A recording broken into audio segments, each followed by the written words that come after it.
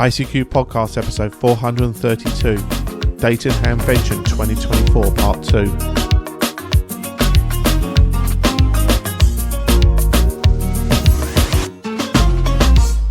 Well, hello fellow amateur radio enthusiasts, and welcome to this, our 432nd episode of the ICQ Amateur Radio Podcast, supported this episode by Ellis Simon, Golf Mike 4, Golf Zulu Whiskey, and our monthly and annual subscription donors. In this episode, we join Martin M1MRB, Dan KB6 November Uniform, Caryn KD2 Golf Uniform Tango, Edmund Mike 0 Mike November Golf, and Ed DD5 Lima Papa to discuss the latest amateur radio news. Myself, Colin M6BRY, rounds up the news in brief, and this episode's feature is the second half of our Dayton Hamvention 2024 interviews. Well, as always, it's your very kind donations that allow us to continue to do what we do and, as I say, produce the show for you every fortnight, advert free. We'd like to thank, obviously, our monthly subscription donors, along with Ellis Simon, Golf Mike 4, Golf Zulu Whiskey, and he just sends a simple message saying, with thanks for the podcast. Well, Ellis, without your very kind support, we really could do what we do, and as I say, it's great you're helping us out along the way. If you find interest and value and wonderful learnings from the ICQ podcast, we'd ask you to consider supporting us by visiting icqpodcast.com/donate. We'll say everything you send our way goes towards our running costs and keeping your ICQ podcast show independent and advert free. Now we join Martin, Dan, Caryn, Edmund and Ed to discuss and generate thoughts about the latest amateur radio news, including England planning changes and one-day tech class success. As always, hope you enjoy. So hi guys, and welcome to episode 432 of the ICQ Podcast News Roundtable. And tonight I'm joined by Mr. Dan Romanchik KB6NU. Hi Dan. Hey Martin, hi everybody else. Yeah, good to hear you again, Dan. And last time I spoke to you was about 4 weeks ago at the convention in there. Xenia. Yeah. Also, your side of the pond, we have Caryn Eve Murray KD2GUT. Hi, Caryn. Hello, Martin, and hello to all of our listeners. Yeah, thank you, and a pleasure to have you as always. In the UK, we have Mr. Edmund Spicer M0MNG. Hi, Edmund. Hello, Martin. Hello, everybody. Hi, yeah, and we haven't spoke for a few weeks. Let's do that a bit more often. And also, moving over to Germany, we have Mr. Ed Durrant DD5LP. Hi, Ed. Yeah, good evening, everybody. Nice to talk to everybody on 70 centimetres this evening. 432. Oh, yes. Well, it's even more of an interesting number for me because that was the door number of my mum and dad's house when they moved into the area 50-odd years ago. So, isn't that sweet? Yeah. So lots of little things that are interesting about 432, but we go from there. And it's nice to have all of you with me tonight. I mean, for the last couple of episodes, we've been one down, but nice to have the whole team together tonight. Right, let's look at the first news story. The Arrl affiliated club in Mississippi donates a 3D printer, books to a local library. Now, this is something I know Frank's been heavily involved with down there in Madison County. And we were saying earlier that libraries tend to be a bit more interested in your part of the world. I'm going to go to Dan first on this one. What do you think, Dan? Well, I think Frank's doing a great job down there. Unfortunately, I have not been as successful here in getting our local library interested in doing something like this. In fact, a couple of years ago, maybe 4 or 5 years ago, I said, well, hey, how about if we donate this group of books to the library? And they actually would not accept that. And the reason they gave me, and I don't, it seems kind of crazy to me, but there is some logic behind it. They said, Dan, if we accept your books, then we have to accept books from anybody, including groups that we may not really agree with. And so, like I say, I think what Frank's doing is great. Unfortunately, I think they're going to get some pushback from, if this got to be a more widespread thing, I think they're going to get pushback from some libraries along the way. But yeah, anyway, that's the story here from Ann Arbor.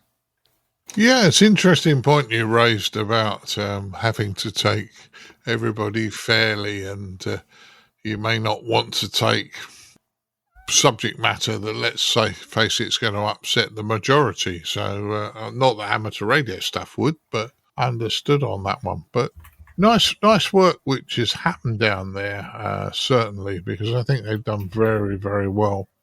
Caryn, what's your thoughts?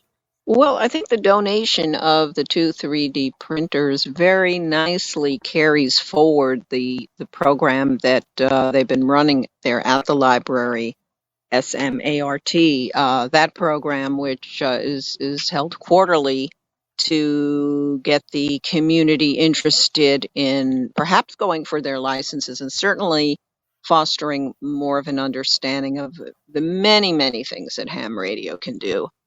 Libraries here, at least here on the East Coast, and elsewhere to some degree, I have found are very, very welcoming to amateur radio activities. There have been in this region alone activations outside libraries. There have been talks that the libraries have hosted. So there is something of a welcoming spirit. But again, I think this varies from district to district, from community to community, and you need to take into account the culture of the area, how tuned they are into something like this. But partnerships with community organizations, whatever they are, partnerships are the heart and soul of what we do. As hams, we partner with a lot of organizations, so why not libraries? I think this is a good thing. Back to you, Martin. Yeah, I agree with you, Caryn. And unfortunately, we've tried the library's thing, Saturday morning amateur radio time at the library in the UK. We've only done it in one library, so that wasn't a tremendous success as such. However, the library staff were very, very supportive, and they were more interested than the general public. It's just the fact that I think so many people in the UK are bidding for individuals' times, and libraries are not as well visited as they are in the States. What do you think, Edmund? Well, I must confess here that I don't really read books. Terrible, isn't it? And certainly not fiction. So the last time I went into a library to borrow a book, I was probably still at school. And I certainly haven't set foot inside the library here in my village for very many years. My gut feeling, that may not be correct, is that if I or the local radio club took some recent editions of amateur radio books to my local library and offered to donate them, the answer would probably be no, not for the reason that Dan said, but probably more from the point of view of either the local library physically not having enough space, because it's only a small building, or they might just turn their nose up and say, well, there's not really any call round here for books on that subject. If I or the local radio club took a 3D printer down there and tried to donate it, again, my gut feeling is that they would probably say no, or there's a whole load of bureaucracy that you or we would need to jump through first. So, yes, it's a shame. I get the impression that libraries in the UK perhaps are not quite the phenomenon that they are in the US. Certainly all the local ones around here in West Sussex I would struggle to describe as the centre of the community. It tends to be village halls that hold that role. So I don't think it would work here, or certainly not in this part of England. I'm very pleased that what Frank and his club has managed to do has been so successful, and I really wish it could be as successful elsewhere, but I honestly don't think it would work in this part of the UK. Back to you, Martin. Yeah, I think you've hit on a number of things in the UK. I mean, I remember going into the library, and unfortunately, they were sold off most of the technical books. So over the years, they go, oh, this is obsolete or this is out of date, and they put it up for pennies on the, well, I'll use your term, Caryn, pennies on the dollar, and you buy a really nice technical book for the square root of nothing. But then the resource is no longer in the library. Real shame. Ed, any thoughts on this one?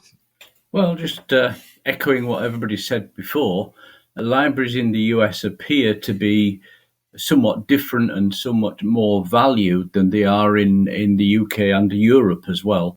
There's one line in here that's interesting where it says that the Gallup organization has studied libraries, finding that women and young people across the US visit them at over twice the rate that they attend movie theaters. And so, the local public library in the US is the center of the community in many areas, especially in the smaller towns and villages. And unfortunately, that's not the same thing over here. But well done to Frank and well done to the Jackson Radio Club there, and fantastic that they've managed to not only supply $2,000 worth of books, but also a 3D printer. So that's brilliant. We just wish we could find an equivalent location to do something in other countries. It needs to be like a community centre, but as the others have all already said as well, we're more likely to be met with a rejection than an acceptance when we go offering something, which is sad. Back to you, Martin. Yeah, well, as I say, I think we outside the US feel that we are not going to get the same response as people in the US. Unfortunately, we share an almost common language, but a different set of values. So all I'm going to say is don't give up, guys, outside the US.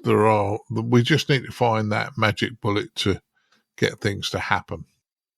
Move to our next news story, and it says, in the midst of a cyclone, man missing for 4 years returns home. I'm going to be very naughty and say, was he picked up by this cyclone and dropped on his house? No, he wasn't. Caryn, I'm going to let you go first. Now that would be a story, Martin. That would be a real story. What's interesting is as this was happening, most of the hams in this organization were deployed to an island to assist with emergency communications as the cyclone was about to sweep through, because that area is so vulnerable and so much damage occurs. So the people who were left got the call. They had been evacuating, the civil defense workers had been evacuating people to get them into shelters because the cyclone was approaching. And they noticed that one individual was not responsive. He was sitting by himself, muttering somewhat incoherently, and they recognized he was not from the area. And the civil defense worker took him in, and they called the West Bengal Radio Club. This is a very, very common scenario in India. Oftentimes there are missing people who have traveled from great distances and end up in another place and nobody really knows why.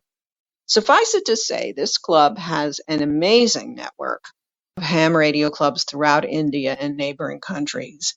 It was determined that this fellow was obviously from Bangladesh. They reached out to some clubs. It didn't take very long to locate his family. And so even as the evacuations were occurring, he was hooked up by video with his family. Quite an emotional moment from what the media accounts say. And he was returned.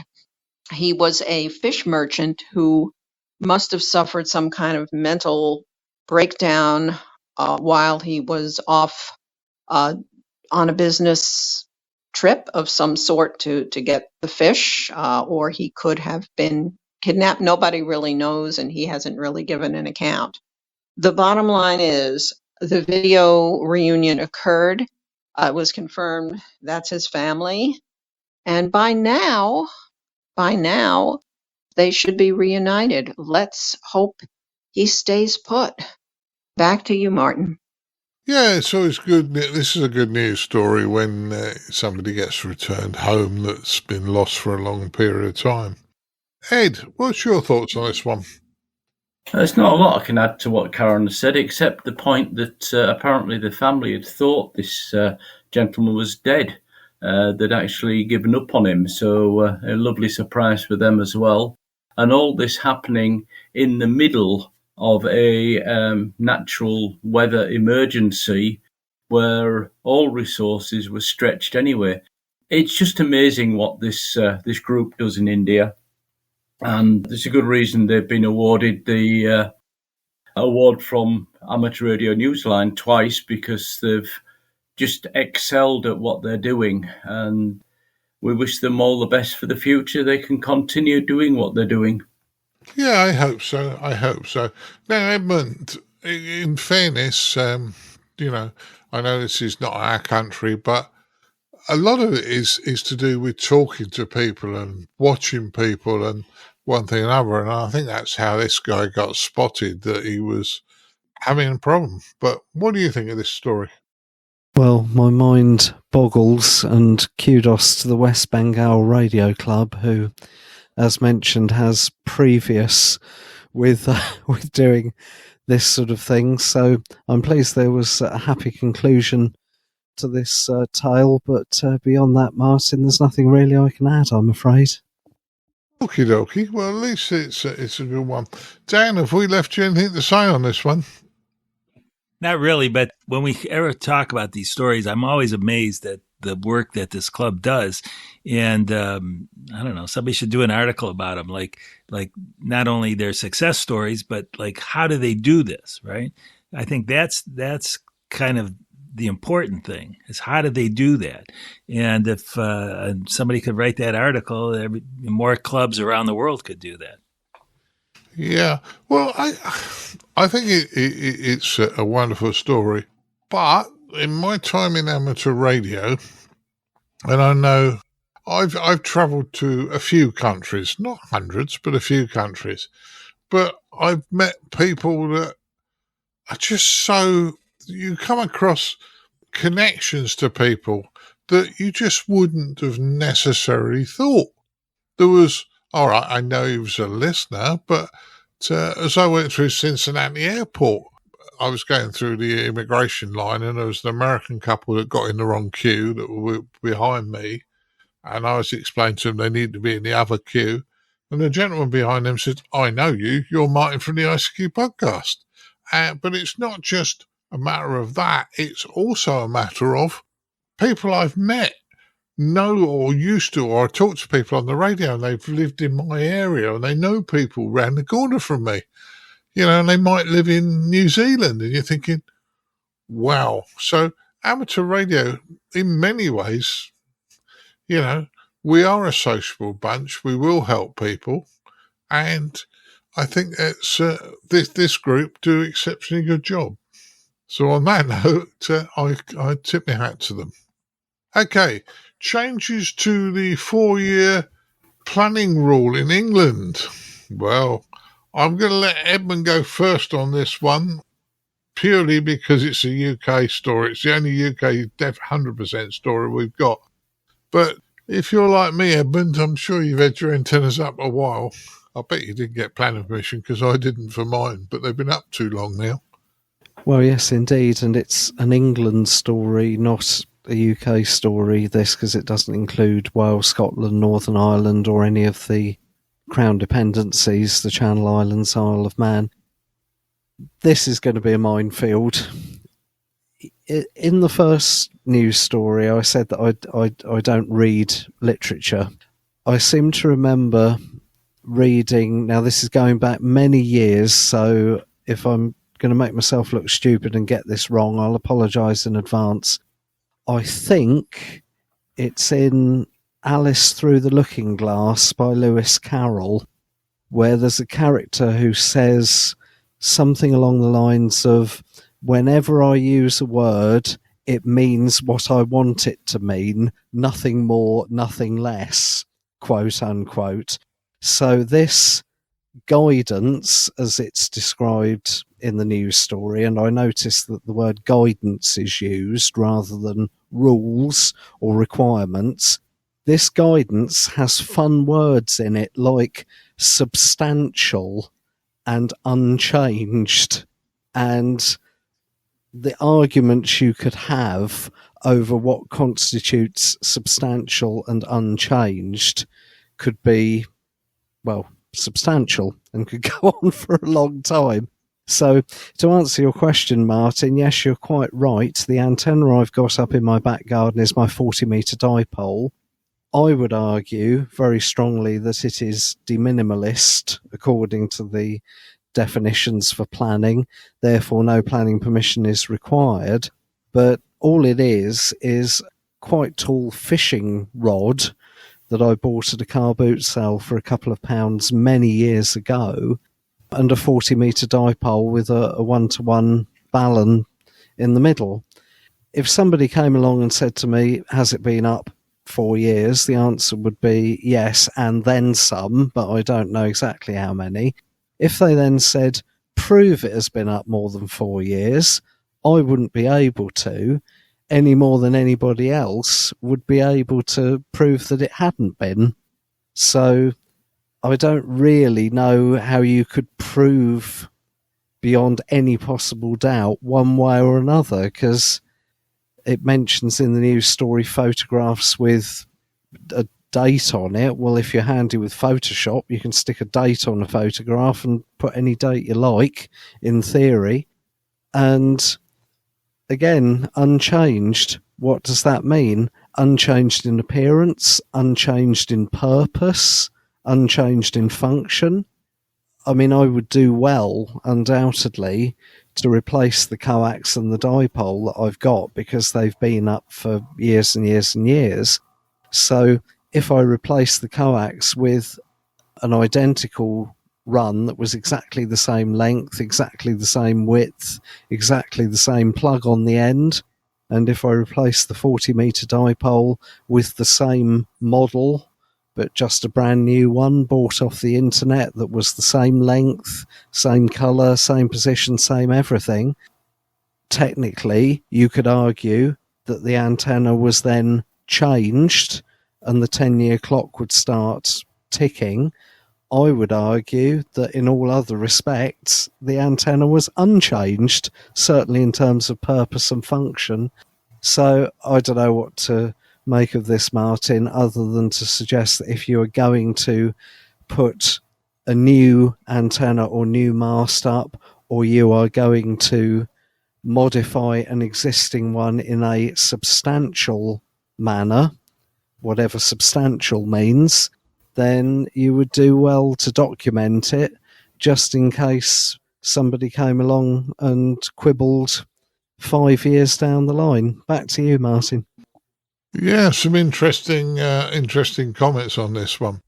Well, I know, Ed, you contacted the RSGB and you spoke to Len Pageant on this one, who's an RSGB board member. But what's your thoughts on this one, Ed? Well, okay, yeah, the original text that came from the RSGB has to be shortened, otherwise it's quite long, and the result was I had a query of when the 10 years started and if the antenna was already there. But let's go back to the basics of this. The whole idea behind this is if you have had an antenna mast up or an antenna up, it used to be until April of this year, it used to be for 4 years or more, then you didn't need, you probably would not get challenged as needing planning permission. As of the 25th of April 2024, that rule has changed now to say 10 years, not 4 years. And the impact to that is that anything new that goes up, if you haven't applied for planning permission and it goes up and nobody complains for 10 years, you have similar situation as was there before. If there's something that's been up for 2 years so far, then are you okay then, or is there somewhere between the 4 years and 10 years apply? And now we come back to exactly the questions that Edmund was having, and it's all very confusing. The guidance is there, but I would say, first of all, depending on your local council, and remember I'm sat over here in Germany, so it's different anyway, it's much simpler here. But I come from the UK, so I know something of this anyway from my early days in amateur radio. Depending on your local council, they might be very anti or very open. The end result is, if you can apply for planning permission before putting up your new antenna system, it's probably best to do so. If you then get problems, then you need some help. And if you're an RSGB member, you can apply to the Planning Advisory Committee at the RSGB, and they will try to help you with some guidance as to where you stand. And that's a very valuable service from the RSGB. And Len Padgett was very kind and responded literally within about 2 hours to my inquiry to him for clarification of the original text. And that has been added now into the story that will go onto the ICQpodcast.com website. So if you're considering putting up some new antennas or changing the existing antenna so that, I would say, so it's visibly different, then please read the extra text and the extra clarification that Len has written for us. I find it does clarify things a lot better. Now, linked to that, Len also said to me, like a lot of the teams in the RSGB, they're volunteers, and they are, quite honestly, desperate to get more volunteers to help them. So this could be a way for amateurs in the UK who want to, in the UK anyway.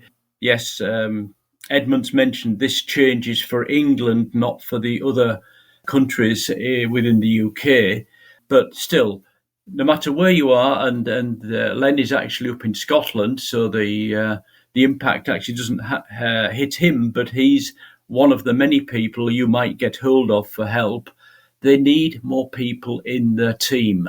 So please contact the planning chair at pac.chairman@rsgb.org.uk, or Len himself, which is gm0onx@rsgb.org.uk, if you feel you can join this team and help them to help others. So this could be a good way if somebody's looking, a good option if somebody's looking for a way to give back to the hobby and help others. If you've just been through the problems of getting planning permission, your experience will be of value to other people, to other amateurs in the UK. Anyway, end of my advertising for the extra volunteers they need. This team does good work. They need more people. Back to you, Martin.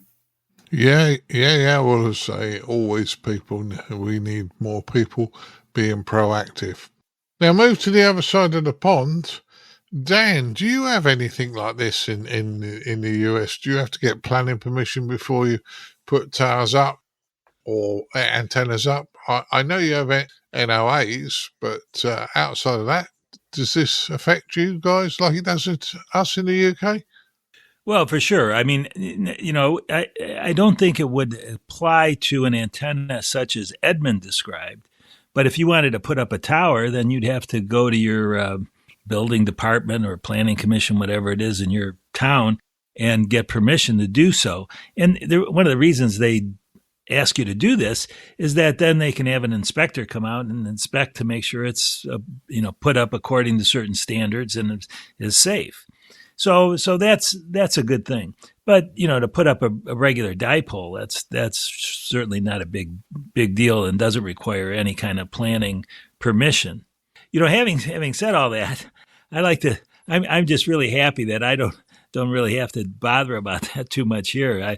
Here where the neighborhood I live in Ann Arbor has no restrictions, and if I did want to put up a tower, I would still have to get a permit, but the permit would be granted, presuming I stayed within whatever restrictions there are. And then having said that, I came across a recent story here in the U.S. It's sort of related. And I got an email via a mailing list from Fred Hopengarden, K1VR, who's one of the ARRL legal volunteers. And he noted that the bill that's trying to get through Congress exempting antenna structure, amateur radio antenna structures from these HOA restrictions is progressing slowly but surely. He noted that the vice chair of the congressional subcommittee dealing with this is now signed on to the bill, meaning he's a sponsor now of the bill, and they're looking for more people to help. So I don't know if you'll be able to put this in the show notes or not, but I put a link in there to my blog that describes what these folks are looking for. So this is like I say, a related story here in the U.S. and maybe they can get some more volunteers. What they're looking for is people that are in the districts of the Congress people that are on these committees, and hopefully, get them to contact those congressional representatives and get them to move the bill forward. Certainly sounds interesting, Dan. Well, let's hope it all goes forward. Caryn, have we left you anything to say on this one? The only thing you've left for me is a question, which I'll get to in a moment. But yes, the HOAs. I immediately, when I heard this story, what's going on in England, I immediately thought of the HOAs that a lot of people have to deal with. Dan, like you, I live in an area where there really are no restrictions. I don't have a tower, but if I had decided to put one in, I would have had to comply with regulations. There is a general aviation airport nearby, so I had to be cognizant of what I was doing. I have a Gap Titan DX, ground-mounted vertical, so I just wanted to be aware of planes. The antenna's not that high, but I still wanted to just be aware of airplanes being nearby. Yeah, here is my question, and I don't know if there's an answer. Changes made to an antenna. Okay, what happens if a storm blows through and your very carefully installed antenna comes down and you've got to reinstall it? Does the time clock begin again after that? This is why I'm kind of scratching my head listening to this report. Would anybody venture a guess on that? No, if you're putting it back up exactly the same as it was there previously, you're not affected. Okay, all right. Well, that does make sense. Thank you. Okay, no, I have no further comments. Back to you, Martin. Well, all I'll say, Caryn, is I think this is a minefield. I mean, in fairness, a lot of this planning regulations depends on where you live, as you've also mentioned in the States. I live in a very, very, very built-up area. My back garden or backyard, as you guys would have said, is probably about 35 foot long, maybe 40, and it's about 20 foot wide. We're packed in fairly tight here, although there's a mini park at the back of my house. And it would be obvious, lots of people would see it. If I live somewhere a bit more rural, and I say rural, where the houses are not so tightly packed, the neighbours probably wouldn't care. So I think that's it's a strange ruling or law, or it'll become law or whatever. It's a strange ruling, but we have to live with it. You got to have something, and it's going to be a difficult one to go forward. But at the end of the day, we have to do that. Right, move to our next news story. Dan, you were extremely busy on the 1st of June, weren't you? Because I see here that you taught a one-day tech class and had success. So do you want to tell us about that? I mean, you'd only just got back from Dayton, I would have thought. Yeah. So, the latest in my series of one-day tech classes. This one wasn't as large as could have been because I decided to hold it after the University of Michigan let out this year. And so there were still a couple of students, but only a couple instead of, say, 10 of them. But it was pretty much typical class. I kind of joked with him. I said, we got 413 questions. What I do is I follow my book pretty much cover to cover. And so I have printed out what I call my script, which is just the text of the book. And as I'm teaching the class, I'm reading through the book and making sure I cover all the questions.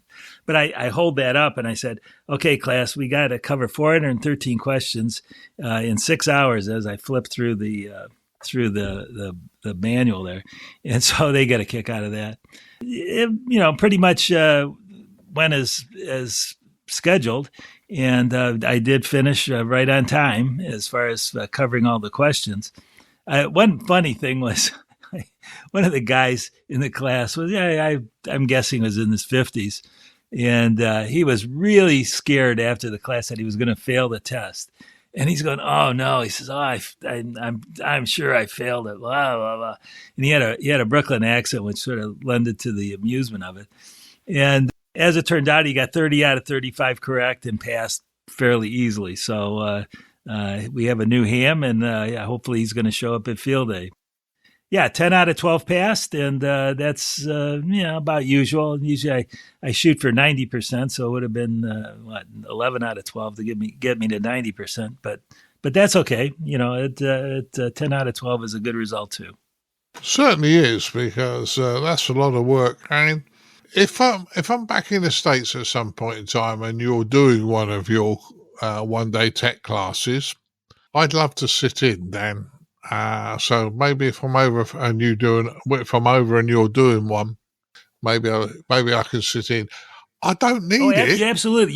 Here's another thing. So so I'm taught this at the University of Michigan. Yeah. And the University of Michigan has all this incredibly good equipment for teaching. I mean, the classrooms are just set up perfectly. Where the teacher teaches, it's carpeted and easy to stand. I stood up for like 6 hours, and I was perfectly fine with that. But here's the other thing: is they have set up now where in every single class, I don't know about every single classroom, but in the classroom I taught, they have this advanced video recording system. Yeah. And so supposedly the guy who set this up for me works at the university.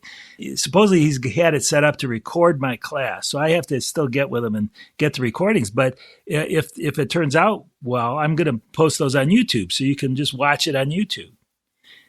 Yeah. And, here's another kind of cool thing. Not only do they have the recording facilities, they have like banks of microphones in the ceiling.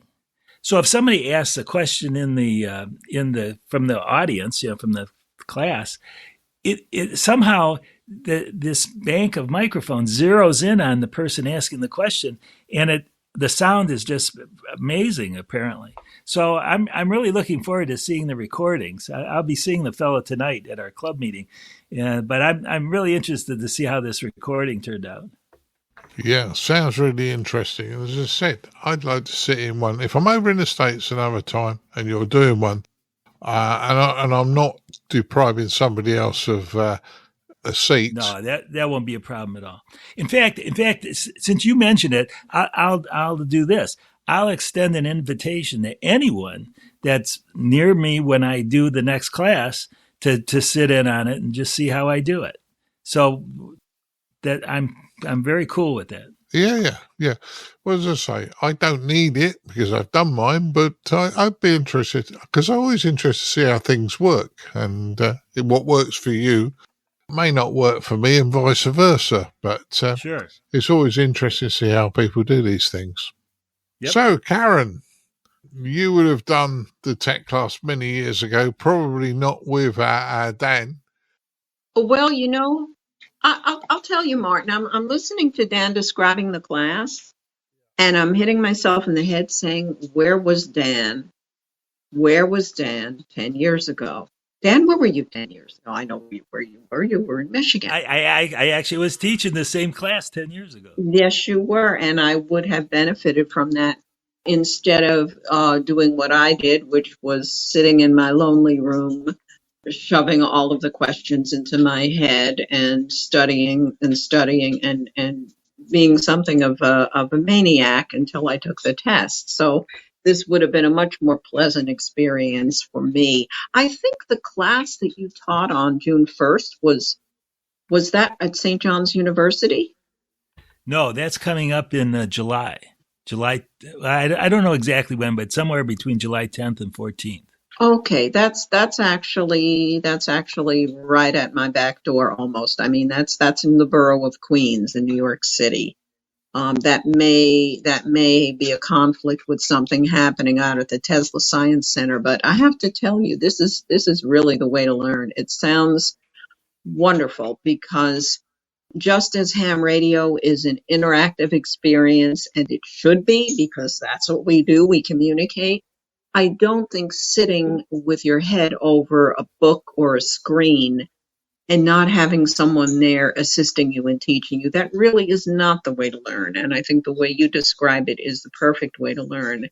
And if ever I let my license lapse, which I hope I never do, but should that ever happen and I've got to go back through the whole thing again, your class would be the way to go. And I might, just if there's room in there for me to audit and just see how you do it, that would be such a pleasure. So congratulations. Yeah. Thanks. I'll be in touch. And maybe the reason for I always invite people to come and audit the class is maybe you'll turn around and teach a one-day tech class where you are. Awesome. Oh my goodness. That's awesome. And they say the way to keep the knowledge you have is to teach it. Yep, absolutely. That's beautiful. Well, I'm excited to hear about this, Dan. Back to you, Martin. Yeah, well, that's all good. And I know that I spoke to a lovely lady over in Dayton, Ohio at the Hamvention, a lady called Mary, who's a technician license holder. And I can't remember, of course, I'm Mary, I apologise. But you did record us a little jingle, which we're really pleased of. But Mary, one thing she was saying is she needed to understand why. I'm not advertising this, Dan, because I'm not getting paid by you for doing it, but your books explain why. She said there's lots of courses out there that just say this is the answer, but they don't explain why. And she was quite excited to actually meet you, I know, on that one. So all good. Right, Ed, what's your thoughts on this one? Sorry, Martin, no comments on it because, well done on Dan for doing the course, but I can't comment on the approach he takes or anything because I'm not somebody who teaches the foundation or technician class or anything. But I think your idea of sitting in so you might learn some different teaching tricks, skills, is always good. There's always exchange both ways. Oh, so I did have something to say about it. Back to you, Martin. Yeah, well, as I said to you, we all learn. I mean, every foundation course, or every course I've taught, including foundation courses, and I've said this many a times, which is the equivalent of the American Tech, I've learned something. Maybe the student knows something that I don't. Maybe they're an expert in it. I've had people turn up on a foundation course that design, and I said design military radios for a living, but their companies told them to come and get an amateur radio license. And they're well ahead of me. And all I can do is say to them, look, I will learn from you when you tell me things, but equally I've got to teach you the syllabus to get you past the exam. And sometimes you learn by something new because the person just doesn't understand what you're telling them, and you've got to think of a different way of explaining it. So I always learn from all the courses I run. What do you think, Edmund? I think my days of studying in order to pass amateur radio exams are thankfully well behind me now, so no comment from this end either, other than if I lived anywhere vaguely close to where Dan's located, I would be very interested in coming along and seeing the one-day technician class in action, because it's always good to revise stuff, I suppose. And if you hold an amateur extra or the UK equivalent, as I do, then you shouldn't think that revising the basics or sitting in on a technician class is somehow beneath you or anything like that. So if anybody does have the opportunity to attend and to witness Dan in action, I would very much encourage it. Well, there you go, Dan. You got the seal of approval from the guys. How about that? Well, I'm patting myself on the back here. Yeah, well, you say you should. I mean, there's 10 new amateurs into our hobby. Yeah? If every one of us got 10 new amateurs into the hobby will be so big, it'll be probably the biggest hobby in the world. Let's face it. So, well, here's the other thing. I don't think about it that way. What I think about is I'm helping more people have more fun with ham radio. That I've often said that's sort of my mission statement, is to help more people have fun with ham radio. And so that's the way I look at it. So if it's 10, that's great. If it's 20, that's great. If it was 5, that would be fine too. Yeah. I hear where you come from, Dan. So, that's a good one. Okay, let's move to our next news story. And we're conscious we don't want to give the ARRL another kicking over this, but the ARRL gives its account of its recent network shutdown. And there's some good points and some bad points in amongst this. Dan, you were saying that there's quite a few things that are coming back online. So do you want to tell us about them? Sure. So this is a list that was published on the ARRL website on June 6th, and it shows that things are happening. And for example, it says the digital edition of the July 2024 issue will be available as scheduled. The volunteer examiner coordinator system is now up and running again. They're working through the backlog. We just talked about my class. Those folks still haven't had their application submitted to the FCC, but like I said, they're working through the backlog as quickly as they can, and I'm sure that they'll be submitted to the FCC real soon. What else here? The June contest log submissions will be supported as usual. And we talked a little bit about what will happen to field day. Well, if they're going to handle the June VHF context logs, I would guess that the field day logs will be handled just as easily. So the point here is that things are happening. The ARRL is recovering from this. Let's just all be a little bit more patient, and probably Logbook of the World will show up eventually too. I think that's the one most people are concerned about. Yeah, that's is the big concern, Logbook of the World, but hey hum, that's looking much better. Caryn, what's your thoughts on this one? Well, this has been a rough one certainly for the ARRL and for any of us who interface with the ARRL. There's a lot we don't know. And there's probably a lot we're never going to know. So I just want to express this one thought, and that is lessons learned. Let some good come of this really horrible experience. Let there be lessons learned going forward. And my hope for the ARRL is that it emerge more robust and resilient in its technology. Hopefully, everything that can be fixed will be fixed, and everybody can go forward. So that's really my main thought on it, that, again, anything that's fixable without permanent harm is good. So we'll be patient. We have no choice. We will be patient. It could happen to any one of us, honestly, without proper precautions. It truly could. So, cautionary tale for everybody. Back to you, Martin. You're dead right, Caryn. It is a cautionary tale, and to see the effort that was going into fixing this when I was at Dayton. I mean, nicest possible way. bob into bits and will give me time every time I go anywhere near him, with or without a microphone. But he wasn't dismissive, but you could see the stress on his face at Dayton. So there's a lot of people doing a lot of work to bring this back online.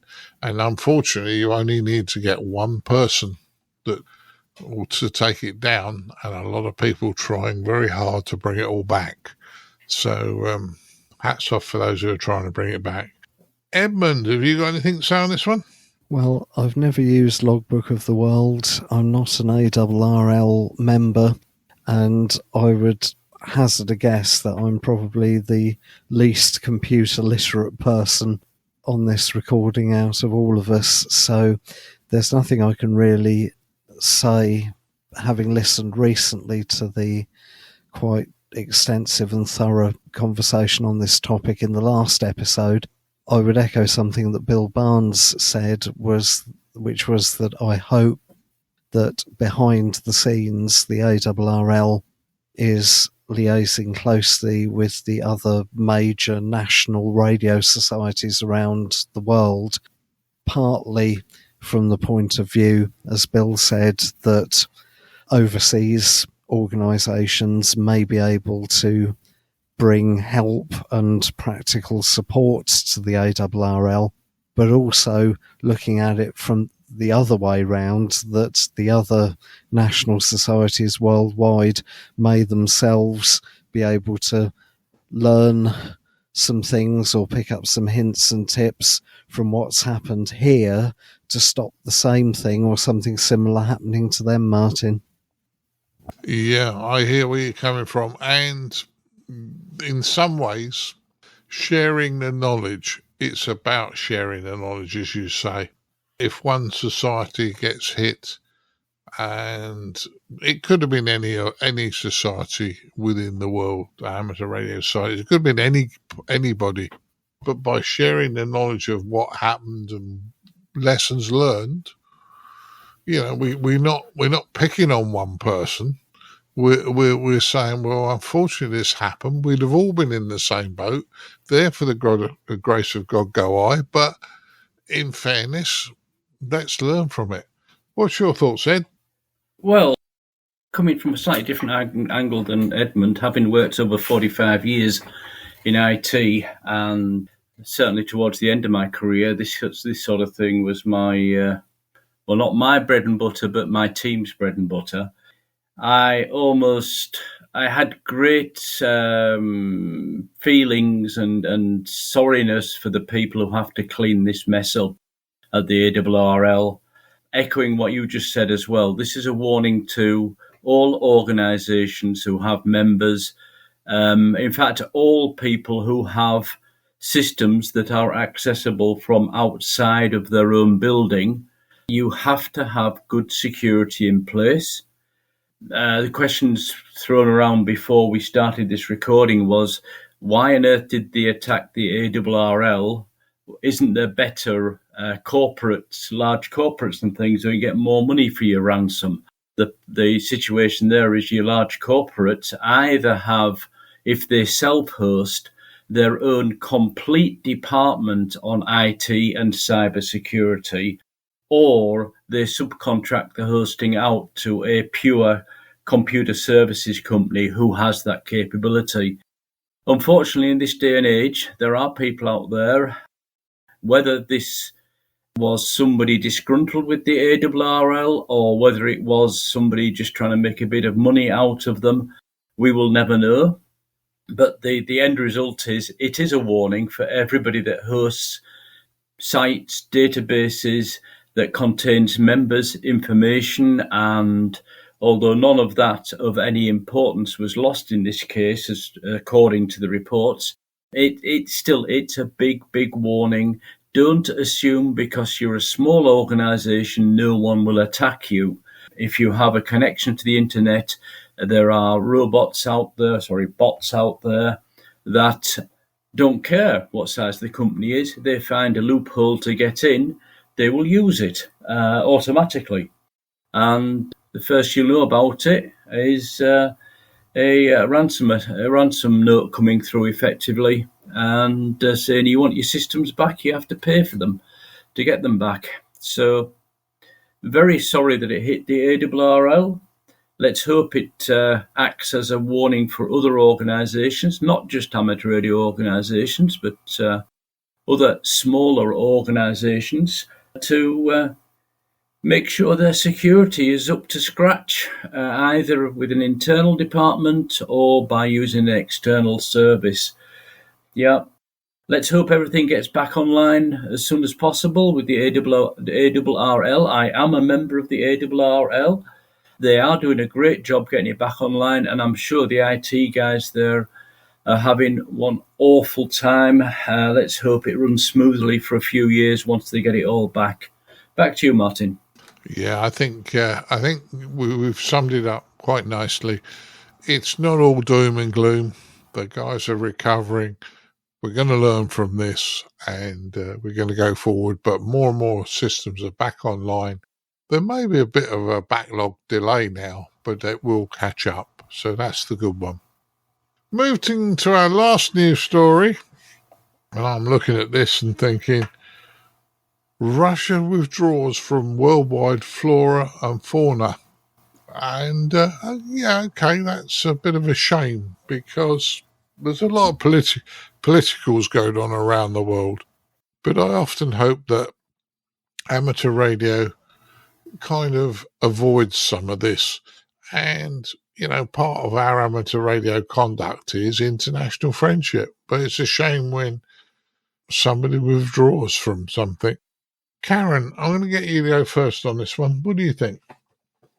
Well, Martin, what I think is it's tragic when politics rears its head in amateur radio, and it does.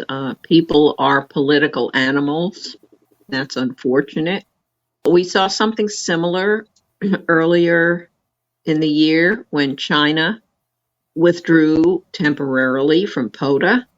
And that got sorted out. That turned out to be a translation issue, which is fine. These things happen when you're dealing with international communications. But again, you have to be sensitive to situations like that. In this case, Russia, and I'm paraphrasing from what is posted online. These are not my thoughts or words, but Russia is claiming decidedly unfriendly policies against Russia in the international worldwide flora fauna, and they're not specific as to what prompted the allegation, but they are adamant that they want no part of it.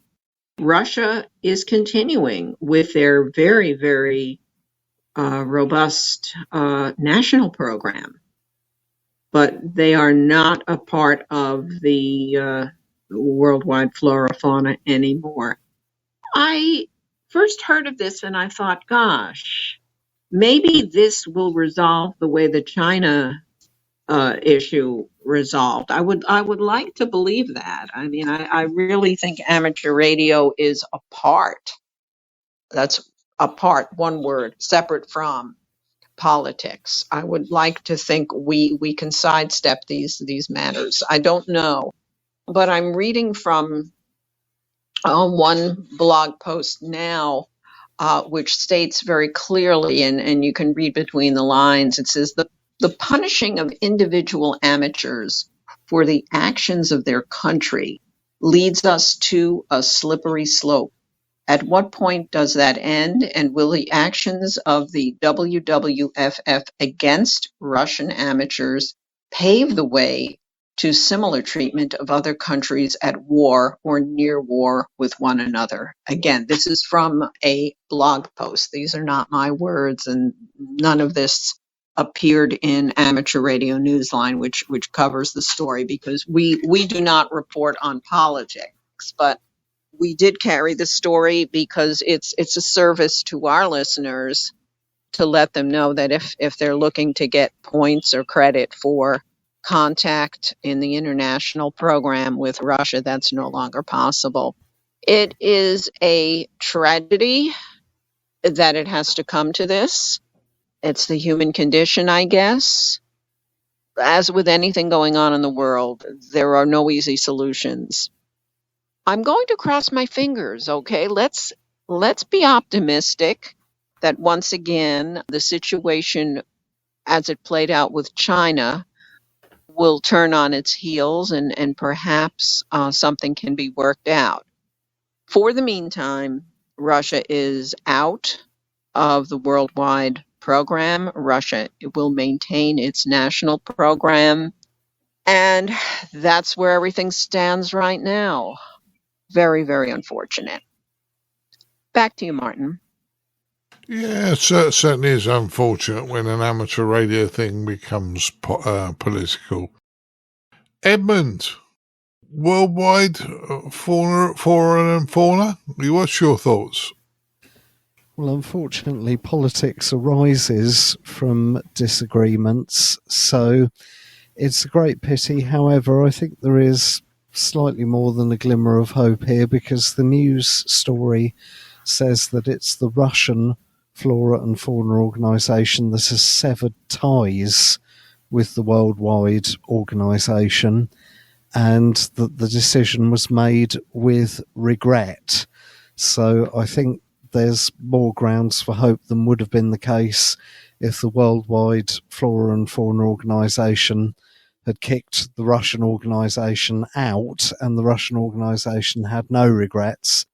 I've noticed in recent years that I have heard people calling worldwide Flora and Fauna a lot less other things. For example, Parks on the Air, but also Summits on the Air and other things as well, seem to be far more popular on the HF bands that I listen to anyway, which is mainly 40 metres, admittedly, than was the case a number of years back. So if it is the case that the worldwide organisation is somewhat on the decline, then I would have thought it would have been in their own self-interests to have as many national associations taking part as possible.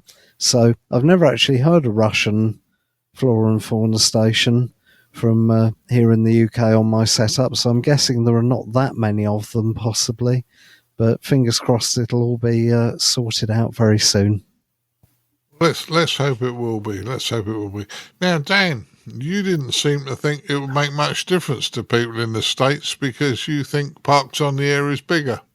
Oh yeah, much bigger here. So, but I'm with everyone else. I mean, it's a shame that it's come to this, as far as arguing over the parks go here. But it really won't make too much difference. I have personally, and I get on the air a fair amount, I have never heard anyone here call CQ Worldwide Flora and Fauna, and it's certainly not. Well, maybe a couple of years ago, but it's certainly not in the last year or two. It's just POTA's just taken over here, and I mean that's just the way it is. So yeah, it's a shame it's come to this, but it is what it is. Certainly. Now, Ed, I've left you to last because I know that WWFF is big in Australia, and you've lived there, and there's probably different parts of the world are going to have different impact to this, aren't they?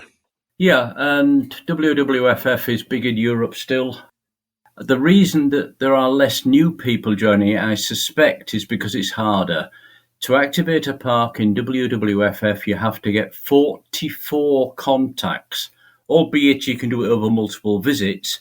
But, of course, with POTA, or PLOTA, as I like to call it sometimes, because I guess, I don't know if in the US it's the same, but certainly in Europe, and the majority of activations from POTA are actually from the parking lots within the park, so hence PLOTA. You only need 10 contacts. So, you can go in and whatever scheme you go for to get portable, it's good. In this particular story, what started this problem was the executive committee of WWFF when they deleted a lot of Russian parks that had been defined in the system in Crimea. because of the question of who owns Crimea. But it was the WWFF that unfortunately caused this problem, as in they started it, and the Russian part of the WWFF, as they said, regrettably, had to leave because they were obviously not happy with having their parks being deleted from the system. And yeah, also, it's not just the Russian amateurs that were affected by this. Any amateurs from anywhere in the world who had worked those RRF parks will have lost the points because the WWFF people just chopped them from the database. Not really a very good action for worldwide flora and fauna in general, because they shouldn't get so political. I'm trying to find out where the WWFF is based out of now. I think it's Spain, but I'm not sure. It could, I suppose, be the US, but I don't think so. The original WFF, the predecessor to the WWFF, was out of Russia. So, it's a double pain because they started it, and now the committee that are running it are, causing the problems. The China POTA thing turned out at the end to be a misunderstanding with a double negative in the English, lost in translation to the Chinese. So what they read as the POTA people, the POTA committee in the US or wherever, were not respecting the fact that Hong Kong was part of China. They were actually, in fact, in the wording, doing the opposite. So that was purely a misunderstanding. This isn't. This is an action taken by the WWF, according to this report, taken by the WWFF Executive Committee, a political action, and they had to react in some way. So it's a real shame because, as has been said, there is a lot more support these days for POTA in certain parts of the world than WWFF, and this kind of action won't help people to go and join the WWFF scheme. But, they've taken that action. Hopefully they'll learn about the fact that amateur radio should be non-political. But, it's one of these things where you look at it and you go, why on earth did they do that? Why didn't they talk? Why didn't they communicate? It's supposed to be a communications hobby, and you don't just take an action and chop out parks without discussing it first. Anyway, it's done now. We'll see. As with Caryn, I hope in a couple of months' time we'll be coming back saying it's all been sorted out and they're back in again. But we'll have to see. Back to you, Martin. Yeah, we'll watch this one over the next few months and keep our listeners abreast of what's happening. Well, that concludes the news stories, and going fairly long, but for every person who said to me at Hamvention, why don't you make it a bit shorter? Somebody else said to me, why don't you make it longer? So it is what it is. Okay. Let's find out what the guys have been up to. And in this group, we always go ladies first. So what have you been up to, Caryn, since I last spoke to you?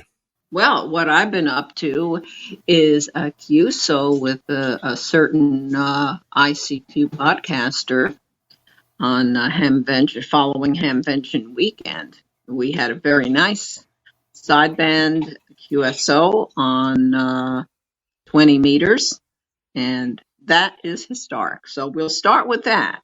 That's the good news, Martin. You know about that one.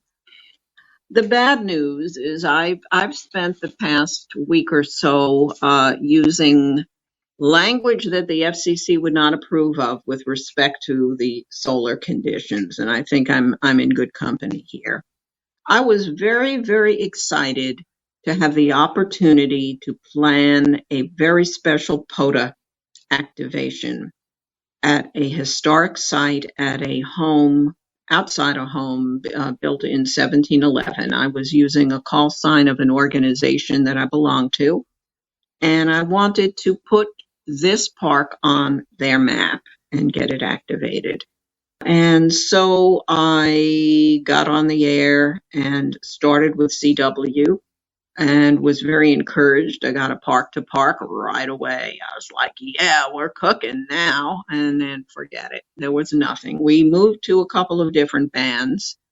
No luck. I went to 40 meters sideband. I got a couple of contacts there. We fell three QSOs short of an activation. So we got 7. And I'll probably go back at some point. Solar conditions were just horrific. And in 2.5 hours, I did my best. Did I have fun? Because we got to remember this is all about fun. And I think I lost sight of that while I was there. And I got really disappointed.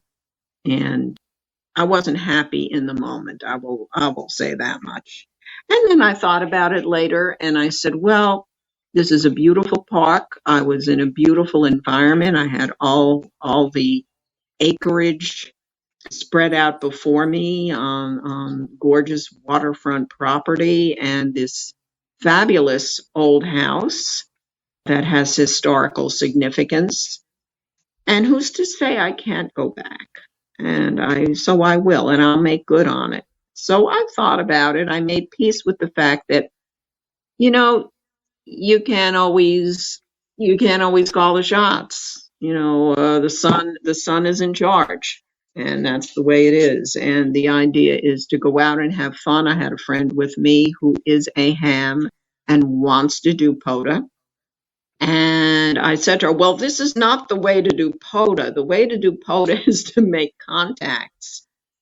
And she said, no, the way to do POTA, she said, is to try to make contacts and to enjoy where you are. So thank you to my friend Peg for reminding me that, yes, that's what POTA is about. It's not about racking up the big numbers. It's about enjoying a combination of your radio and the park that you're in. So that was an eye-opener for me.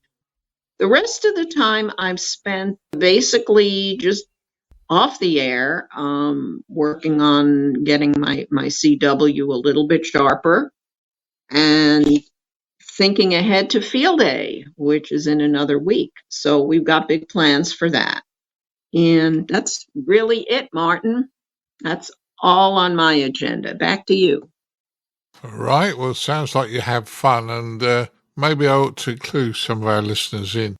You worked a station in Chicago, W9ICQ, didn't you? On single sideband, 20 meters. Yes.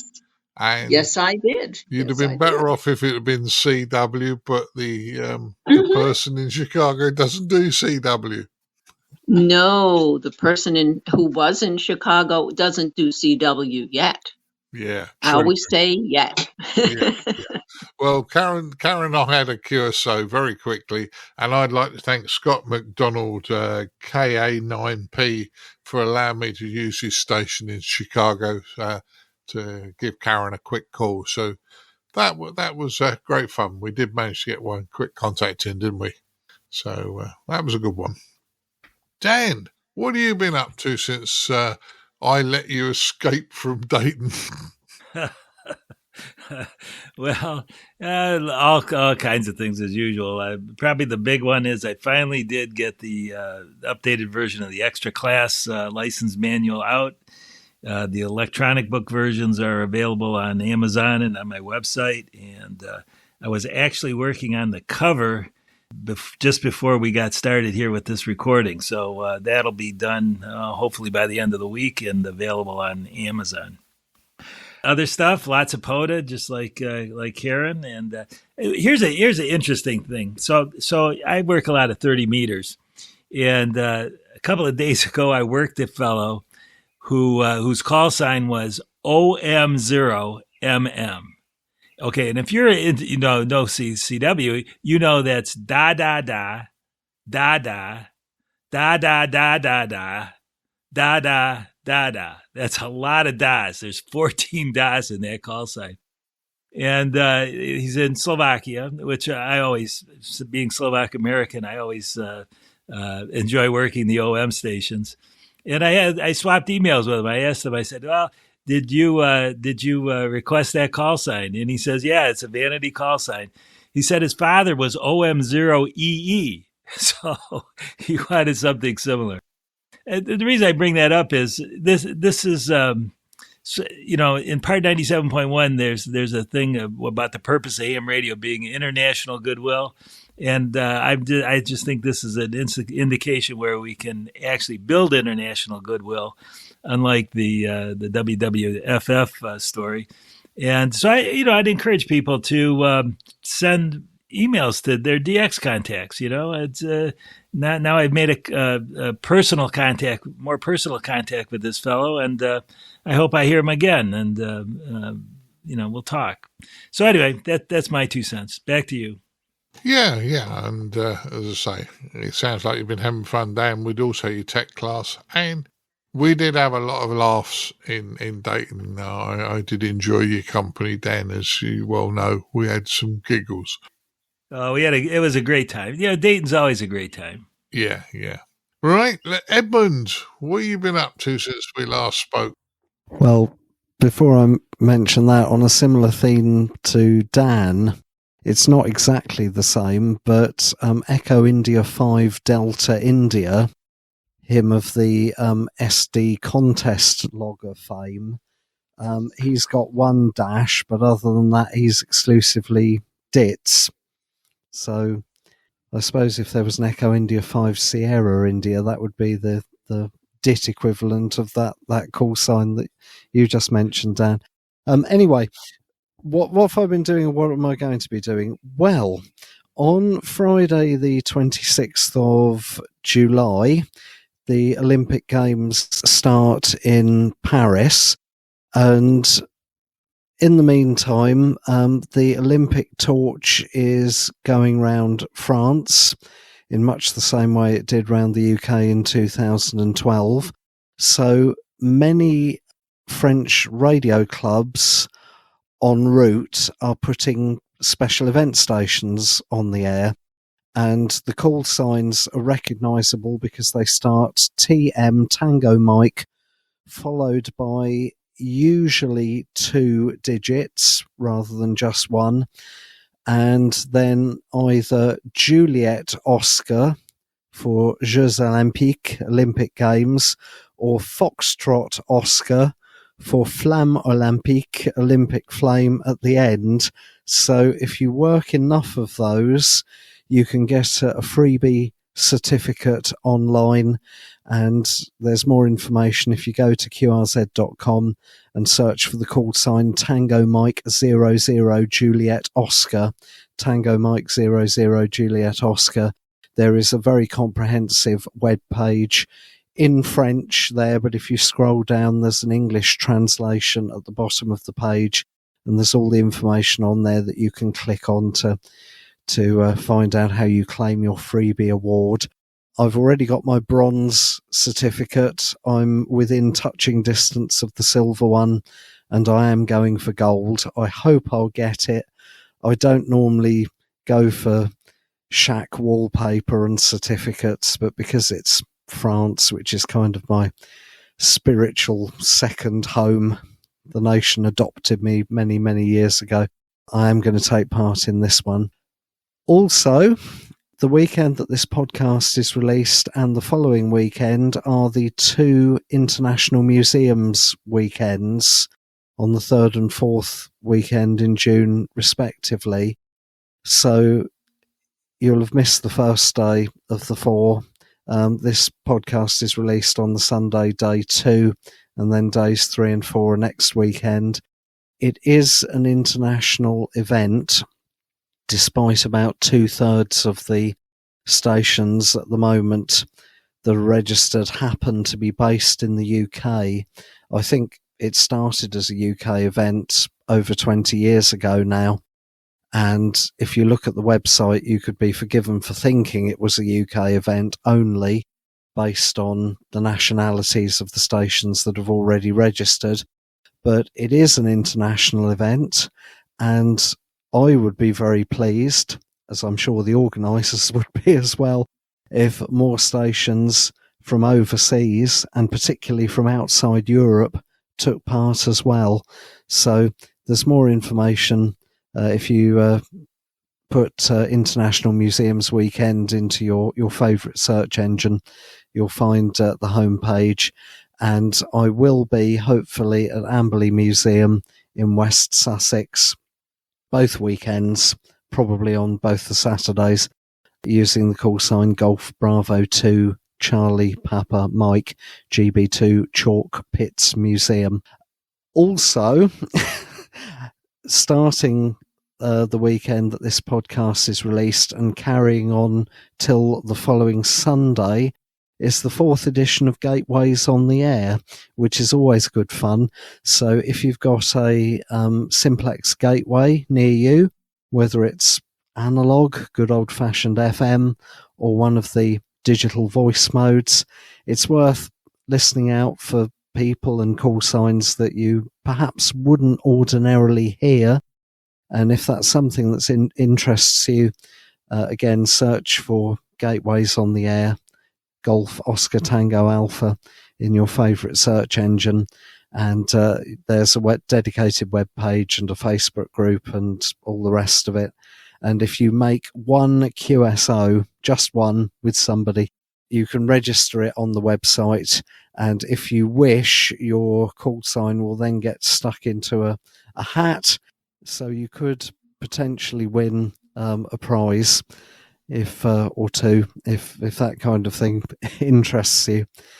The second weekend of that and the second weekend of the International Museums Weekend coincides with the ARRL Field Day. So if you're taking part in that from the States, if you beam eastwards towards Europe, you might get a few special event call signs from museums and other things that would go nicely in your log. And last but not least, on the final Saturday in June, which is the 29th, from 1 o'clock local time approximately to 3 o'clock local time approximately, there is the second edition of 433 Alive, where you just go on to 70 centimetres simplex, call CQ, QSY, and then work people for the fun of it and the pleasure of it. The first event, a month or two back, I managed to get 19 contacts in the log, and I uploaded all of them to the POTA website because I was in the South Downs National Park at the time. I'm planning on doing it again, and hopefully I will get more than 19 contacts, because the Facebook group, when the first event took place, had something like 100 members in it. I believe it has now reached either 300 or 400, can't remember which, but either way, there are significantly more people in that group now than there was first time round. So even if you're at home at sea level and can't get out on high ground, if you turn your radio on and spin the dial somewhere a couple of hundred kilohertz either side of 433.500, hopefully you will be able to hear people and work some of them. And it's not a contest.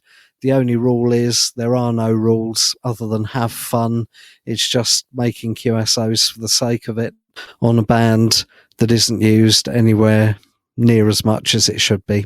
That's it, Martin. Yeah, okay, Edmund. Well, sounds like you're going to be busy, and sounds some interesting stuff you're doing.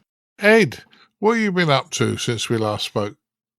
Right, well, I'll address a couple of things that came up from the other members of the team. To Caryn, radio conditions, you'll be glad to know, have improved. I was able to talk to my friend down in Victoria this morning without any problem in Australia, so one side of the world to the other on 20 metres sideband. So band conditions are coming back, and that'll be obviously good news for people taking part in the US Field Day, the ARRL Field Day coming up as well.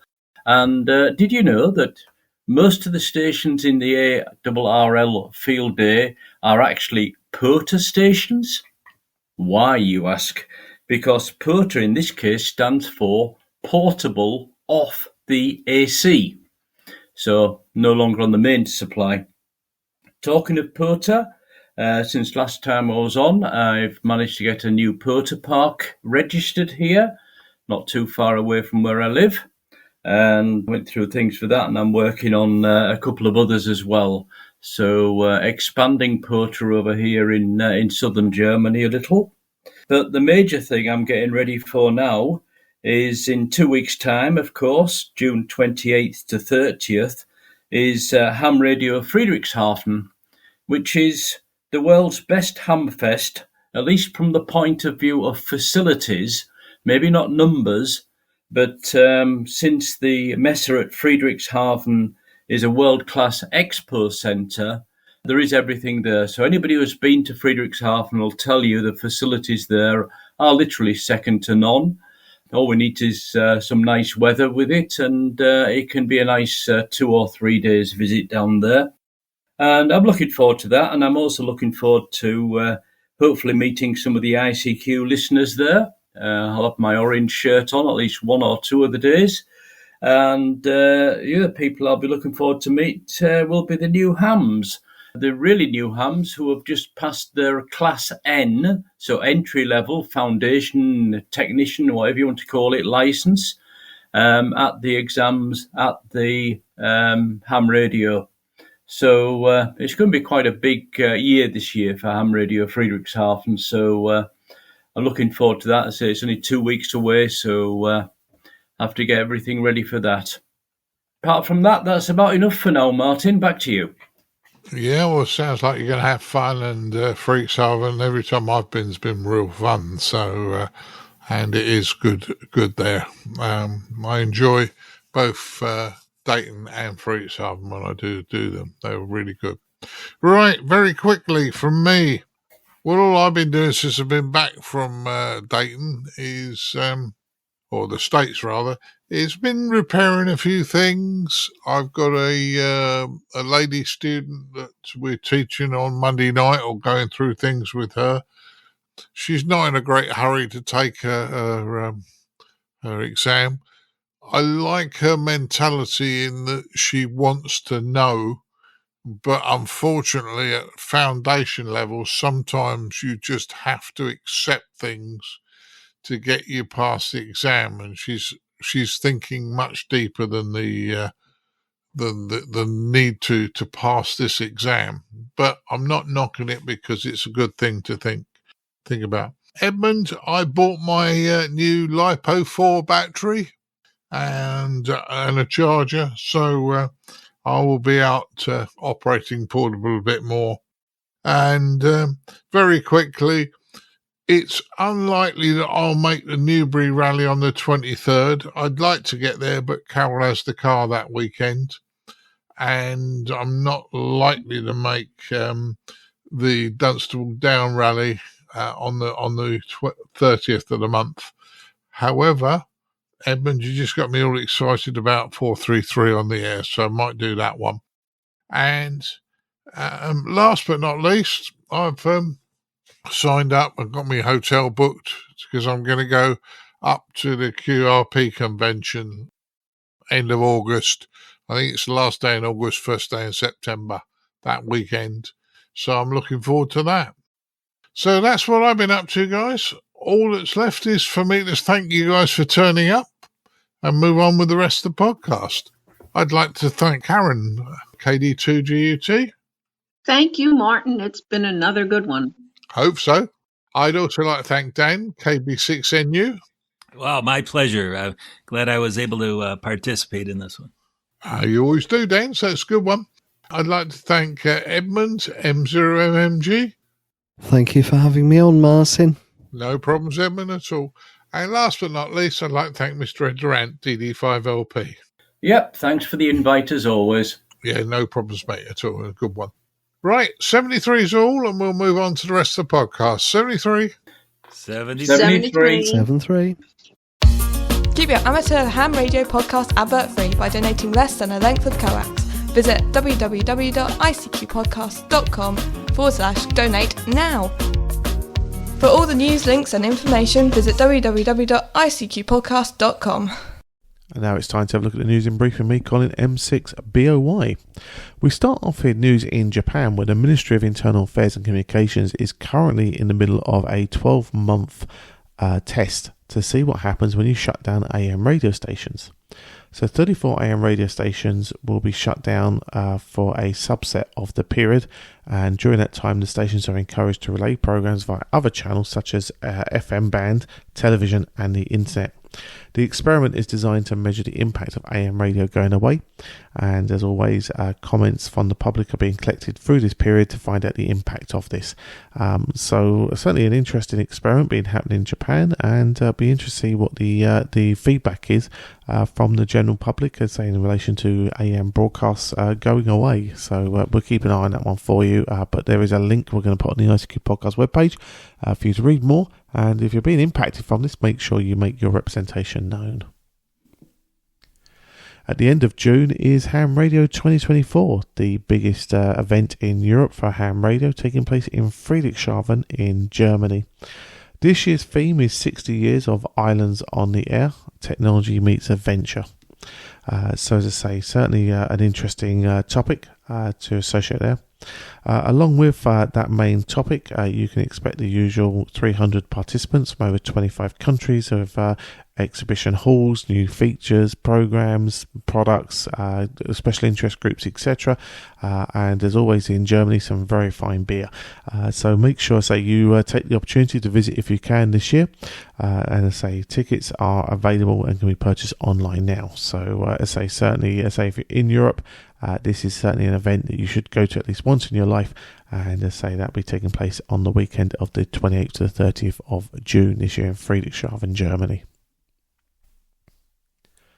And we're only 1 week away from ARRL Field Day, and news here that the ARRL is offering free US shipping on Field Day orders of $30 or more with a special code that will allow you to get all sorts of goodies for your field day activities. With the theme of Be Radioactive, as I say, you can get on the air with your go-to station and really generate interest of the hobby in the participation of the wider audience. Along with that special as well, you can get a commemorative pin as well to show your support for what's going on there. And as I say, they want as many people not only to be active and to hit points, but as I say, to really promote the hobby and be positive along the way. There is a little competition going on. As I say, we use the word competition loosely because it is all about, as I say, having fun and promoting the hobby to everybody. That it could potentially be put offered as a wider audience. So we'll put a link to that on the ICQ podcast webpage for you, and as I say, you can check that out and as I say, see how you can help promote the hobby during ARRL Field Day next weekend. The Santa Barbara Amateur Radio Club and the Santa Barbara Wireless Foundation have announced their annual scholarship recipient promoting high school seniors' interest in science, technology, engineering and maths, or STEM for short.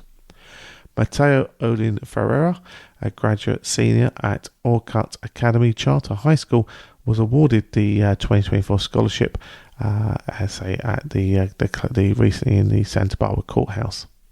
He's set to graduate with a 4.0 GPA and plans to attend Allen Hancock College for initial credits before transferring to the California State University Long Beach to pursue his bachelor degree in mechanical engineering with a minor in business.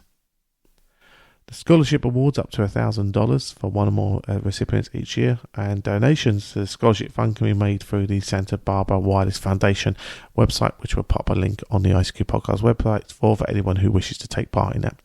So congratulations to Mateo, and great work there by the Santa Barbara Amateur Radio Club in promoting STEM. Right, now we head over to our features episode, which is the second part of our roundup of interviews from Dayton Hamvention 2024. And as always, hope you enjoy.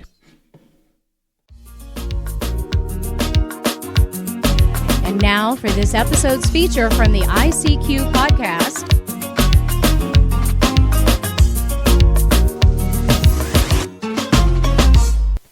Hello, everybody. I'm here with Gerald Youngblood, K5SDR, the creator of Flex Radio, and we're here to talk about their recent announcement about their new radios.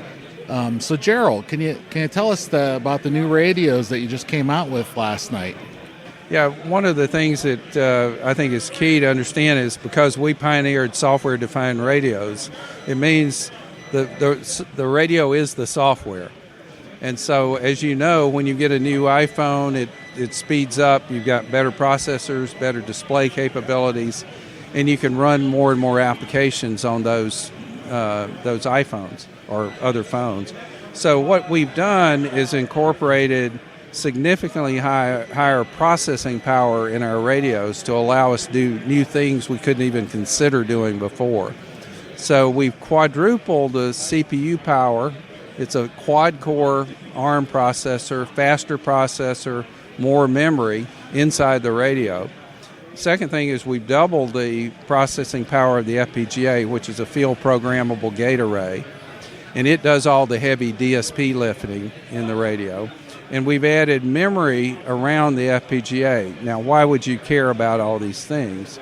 The reason is we can now do things you never did before, like having wideband HF. By that, we've done a lot of work in the government commercial area that we're able to apply now into ham radio. And we're going to be able to have, instead of like a 3 kilohertz channel on FT8, have a 20 kilohertz channel on FT8 where you could be receiving, transmit anywhere in that 20 kilohertz channel.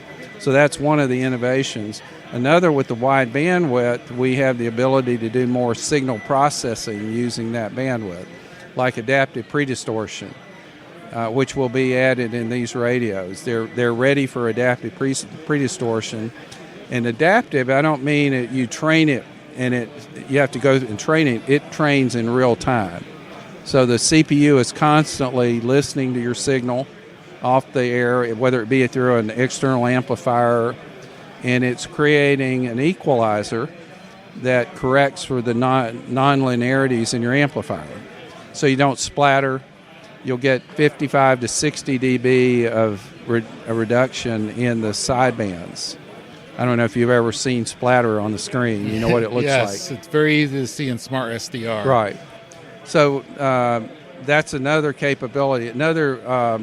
The wider bandwidth will give us improved ability to get noise reduction, because you need wider bandwidth to look at the signals across that spectrum. Another thing, if you've looked at like the spectral display, if you zoom out, you notice the noise floor will go up in the spectral, and that's true on commercial spectrum analyzers. As you zoom out, the noise floor goes up. We've added capabilities on the FPGA with the memory so that we'll be able to have very high resolution even when you're zoomed out. So you'll have spectral awareness, even like in a contest you can be seeing the whole band, but with very high resolution. So that's another capability. So this is way beyond a technology refresh. Yeah. This is the next level. It's the next level. You're describing features that no other manufacturer has even thought of at this point. Exactly. Yeah, and that's partially because of your government work, but partially because you're trying to keep ahead. And this is the hardware platform for anything future that you may develop on the software side, which is where the actual power is in these radios. That's right. That's if you think about it, it's about processing power and bandwidth and memory. You have those three things together, then it opens up not only the things I just mentioned to you, like wideband FT8, the ability to have 40 kilohertz. Nobody's ever done that before. And that comes out of, there's a demand in the government commercial for wideband HF for doing these new waveforms. So it opens up capabilities. We haven't thought of them yet. It will get customers say, oh, could you do XYZ? Now we have the processing power to do XYZ. Wow, that's great. Now, how soon are the new radios going to ship? They'll be shipping in August. What you see here, these are actually pre-production units. They're the real boards, so we plan to be shipping in August. There is another feature I want to make sure not missing. It has a built-in GNSS satellite receiver. So it's time sync. Yeah, so for frequency and time. So and that's standard on all the new radios. Even the entry-level radio will have that built in. So you see the little antenna on the back of the unit. So it comes standard. And, for example, at 6 meters, it'll only be within a half a hertz on 6 meters on frequency accuracy. And the antenna that you put on there can be replaced with an external antenna like I have mine in my basement. Right. I need to put out an outside antenna to get the satellites. That's right. That's great. The other question I had is you basically have two models with 2 options each, right? Same as the 6000 series. Right. You have an 8000 or 8400 and 8400M, which has the front Maestro in it. And you're doing the same thing with the 8600, correct? Correct. So you have okay. Right. And so folks have any options they want to do there, same as they had before. That's correct. So you can make the best choice for your situation. That's correct. That's wonderful. And of course, we came out with the new Maestro C model earlier this year with the higher resolution display. It's got built-in battery, the 10-hour battery. It has this. It has the HDMI port on it. Another thing. So it's and that technology is merging into the M model, and we have higher performance processor on that as well for the display. Well, yes. So we've upped the standard there. And the Maestro Cs are available now? They're available now. You can buy them at the show. We had quite a backlog, but we've worked through that, and they're shipping from stock now. Well, that's great. This is very exciting. I'm very glad you were able to talk to us. Is there anything else you'd like to feature here about Flex Radio? Because this is a major technology upgrade for you folks. I think one thing to kind of point out is that over the prior 30, 40 years, when satellites started taking over communications for the government, they ignored HF. But we didn't. We've been innovating in HF for 21 years now in amateur radio. And so when there was a realization, what happens when the satellites go dark? And so that opened up the door for us to win multiple contracts in the government space. Right. Which gave us resources and capabilities that you wouldn't necessarily have in just amateur radio. But it was our amateur radio innovation that allowed us to win those So contracts. you're finding a win-win with both sides of your equation there. I call it a flywheel effect. Yeah. So what benefits amateur radio benefits our government commercial, which in turn spins around. And we've been saying this for about 4 years that it was going to show up. The wideband portion of it, some of the things that we've done in the radio to give it more power, those are leverages out of the other work. And vice versa. We leverage our work in amateur radio back into what we do in government commercial. So there's a symbiosis there. Yes. And that's what we like to see. We like to see a company that's innovating and working well with the market. We really appreciate it. Thank you for your time today. Yeah, thanks very much for talking with me. The ICQ podcast. Come for a moment. Stay for an hour. Okay, we're here. We've actually just been to the Hamvention event at Dayton in 2024. And we're actually outside, a bit of an event that's been happening outside after the event. And we bumped into Chris, KI1P. And Chris has got the most amazing van. So we thought we'd have a chat with him and can perhaps tell us all about it. So Chris, welcome to the podcast. Thank you. Perhaps you can tell us a little bit about your background and how you came about this amazing vehicle that you've got. Okay. So I live in what I call the Valley of No RF in central Vermont, steep mountains, and really into contesting. But my tower at 50 feet still points into granite. So can't afford a 400-foot tower, and I can't afford property on a mountaintop in Vermont. So I came across this van to bring my ham radio to the good locations. Great. And now, this van is an ordinary van. This is not like your kind of van that you're going to have a little radio inside. This has got two, enormous masts that projects from the roof. Currently, you've got a couple of Yorgies I can see on there. But looking inside the van, you've got an array of radio equipment. So, this car, how did the van come about? Perhaps tell us a story. So I'm pretty sure this was an act of God that I came across this van. This was a 1 in a million things coming together. So I work for the Vermont State Police. I maintain the radio network for Department of Public Safety. We had massive flooding in Vermont this past summer, and I got called in to get a transmitter up and going. That meant taking a boat actually down Main Street of our state capitol.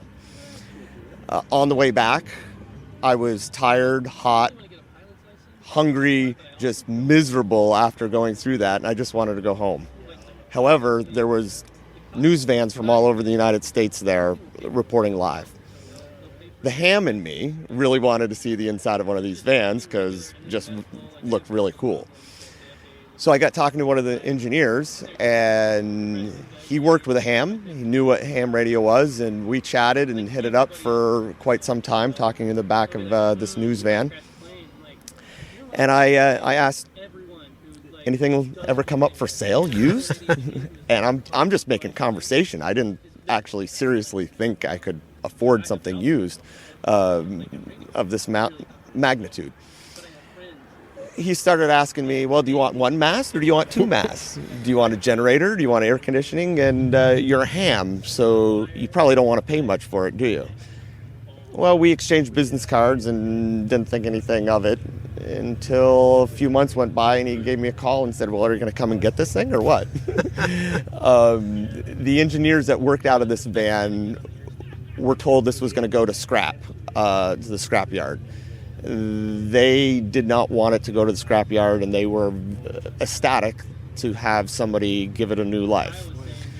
So, and looking in the back here, obviously, I guess this came kitted out with perhaps the masts, but you must spend a lot of time and effort in putting in all the kit in here that's there now. You've obviously got lots of amateur equipment. I can see you've got an amplifier, you've got HF radios, you've got lots of equipment. So perhaps take us through what's in here. All right, so in the midship area of the van is a captain's chair that swivels around. Pointed backwards, I've got 3 19-inch racks and a fourth 19-inch rack behind the chair. In these racks, I have multiple HF amplifiers, multiple amplifiers for VHF and UHF equipment. The main radio in here is a Flex 6000 series radio. And then I've got radio equipment for satellite operation. I've got radio equipment for VHF, UHF, weak signal operation. I've got a couple repeaters in here, one DMR and one analog, and several radios for FM work, whether it be VHF, UHF, 700 meg, 800 meg, 900 meg. I kind of went a little overboard. Everything, basically, you could possibly ever want to do in radio, isn't it, really? I can even see you got a microwave back there. So is that for when you're doing long contests? Yeah, so to do well in a contest, it's all about butt and chair time. If you get out of the chair, you're not going to win. So I designed the van so that everything would be in hand reach. From the operating position, I can reach the coffee pot, the microwave, the refrigerator, and I also run with a slow cooker, so I will cook like a beef stew or something before a contest. I don't need to get out of the van for anything. So your main purpose then, your main use of this is for contests? Yes. But I guess you also do quite a bit of public relations. You mentioned that you've got equipment in the door here. So a lot of people ask me about the emergency communications aspect of it. Yes, it could be used for emergency communications, but I didn't design it for that. Mostly because I work in emergency communications. If an event happens, I'm not going to be available. You're doing that anyway, right. Yeah. But I have decked it out with multiple power sources. I've got a 7 kilowatt generator. I got a 7 kilowatt generator on board. Right. I've got 6 200 amp hour batteries on board, a 3,000 watt inverter on board. So I got multiple ways. You could operate then for days, essentially. If I do a POTA activation, for example, I can go in and run my generator. When it comes quiet time at night, I can shut the generator down and still operate for another 8 hours on battery power. Fantastic. Do you get many questions? The public must ask you, what on earth are you doing? Yeah, everybody thinks I'm a storm chaser or something like that. No, it's all ham radio, but the public doesn't see that. So I lettered up the outside with some ham radio stuff. Yeah, we noticed that, yeah. Just to get people to ask questions about amateur radio. And it must be a great talking point to promote the hobby, I imagine. Yeah, I'm trying to use it as an icebreaker to get more people into the hobby. I'm afraid with this hobby. I got into it at age 11. I'm 51 now. This hobby got me into the job I have, but I'm worried that when I'm 70, I want the hobby to still have some people in it. So I'm trying to reach out to the younger folk with the van and go to schools and show them different aspects of the hobby. You want to work a satellite, you want to talk to the International Space Station, well, let's do it. Let's give me 10 minutes notice and I'll be there. Fantastic. And I can see you've even got a Morse key there. I can see you're kind of operating, I'm guessing, all modes then. Yeah, I've got a lot of digital modes. I've got CW. I am not very good at CW, but I put the key in to force myself to relearn it. Yeah, fair enough. Very good. And have you got more plans for have you got more? I mean, there's not much space, frankly, left of anything else in here. Have you got more plans for things? I do have plans for moving on with the contesting world. I like to do a lot of QSO parties and stuff like that, expedition style. Well, not everybody has the time to come with me on these long events because I'll be gone for 48 hours. So my plan is to have a total of 3 Flex radios in here with Starlink so that you could stay at home and operate my van while I go from park to park or from county to county, and might be a cold winter remote day station. You can stay at home. I'll do the hard work. Yeah, excellent. Chris, this is an amazing, very jealous. So, wish you the best of luck. People want to get in touch, or people got more, have you got a website to look at? So I'm good on Facebook, YouTube, and Instagram under Lost Nation Radio and my call sign KI1P. Brilliant. Chris, thank you very much for your time and the very best of luck. All right, thank you very much. Thank you.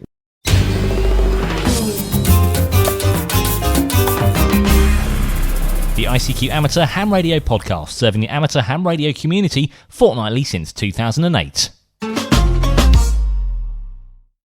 Well, hi guys, still in Dayton, 2024, and I've caught up with an old friend of ours, and we've been hassling, must be for at least 15 years on various stands, but I'm with Mark M0DXR and WRTC 2026. Mark, give us an update of what's happening. Thanks, Martin. Great to see you as always. We are very busy with WRTC. That's the World Radio Sport Team Championship, which is the Olympics of ham radio contesting. It's coming to the UK in July 2026. And what we're doing is trying to promote the event, educate people and get them excited about the contest event, and try and do some fundraising. And just generally meet people, chat, and it's very evident to us that people are really getting excited about this because there are a number of North Americans over here that have said they're coming to the UK to offer their services as a volunteer, and also competitors that are working hard to score well in a variety of HF contests so that they can qualify and represent their country in the UK. We're so pleased to be hosting this. The bid went in a little over a year ago now, and we've been working very hard as a committee to get this event planned and start the execution of the project plan. So things are going well. The fundraising is on track. We've signed the contract with our headquarters venue in the UK, and we are at the moment doing a number of presentations to radio clubs and just trying to propagate the knowledge of the event. So that's great news. That's great news. I'm glad things are going well for you. As I say, lovely to see you here. I'm disappointed Georgina's not on your stand at the moment, but you've got a lovely supporting lady as well that does help you. So it's all going well. That's the good news. Yes, that's right. I mean, Georgina's fantastic, and she heads up our hospitality program on WRTC. So she has found the headquarters venue and working hard with them to build a program for the week of the event. She's also a fantastic wife and mother to our 4 daughters.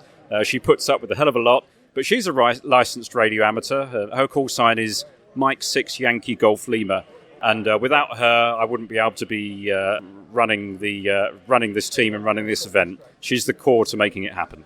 Yeah, having a supportive partner certainly helps things. Mark, let me wish you every success as you go forward. I'm sure we'll talk on our way up to 2026 many times, but it's always great fun to catch up with you.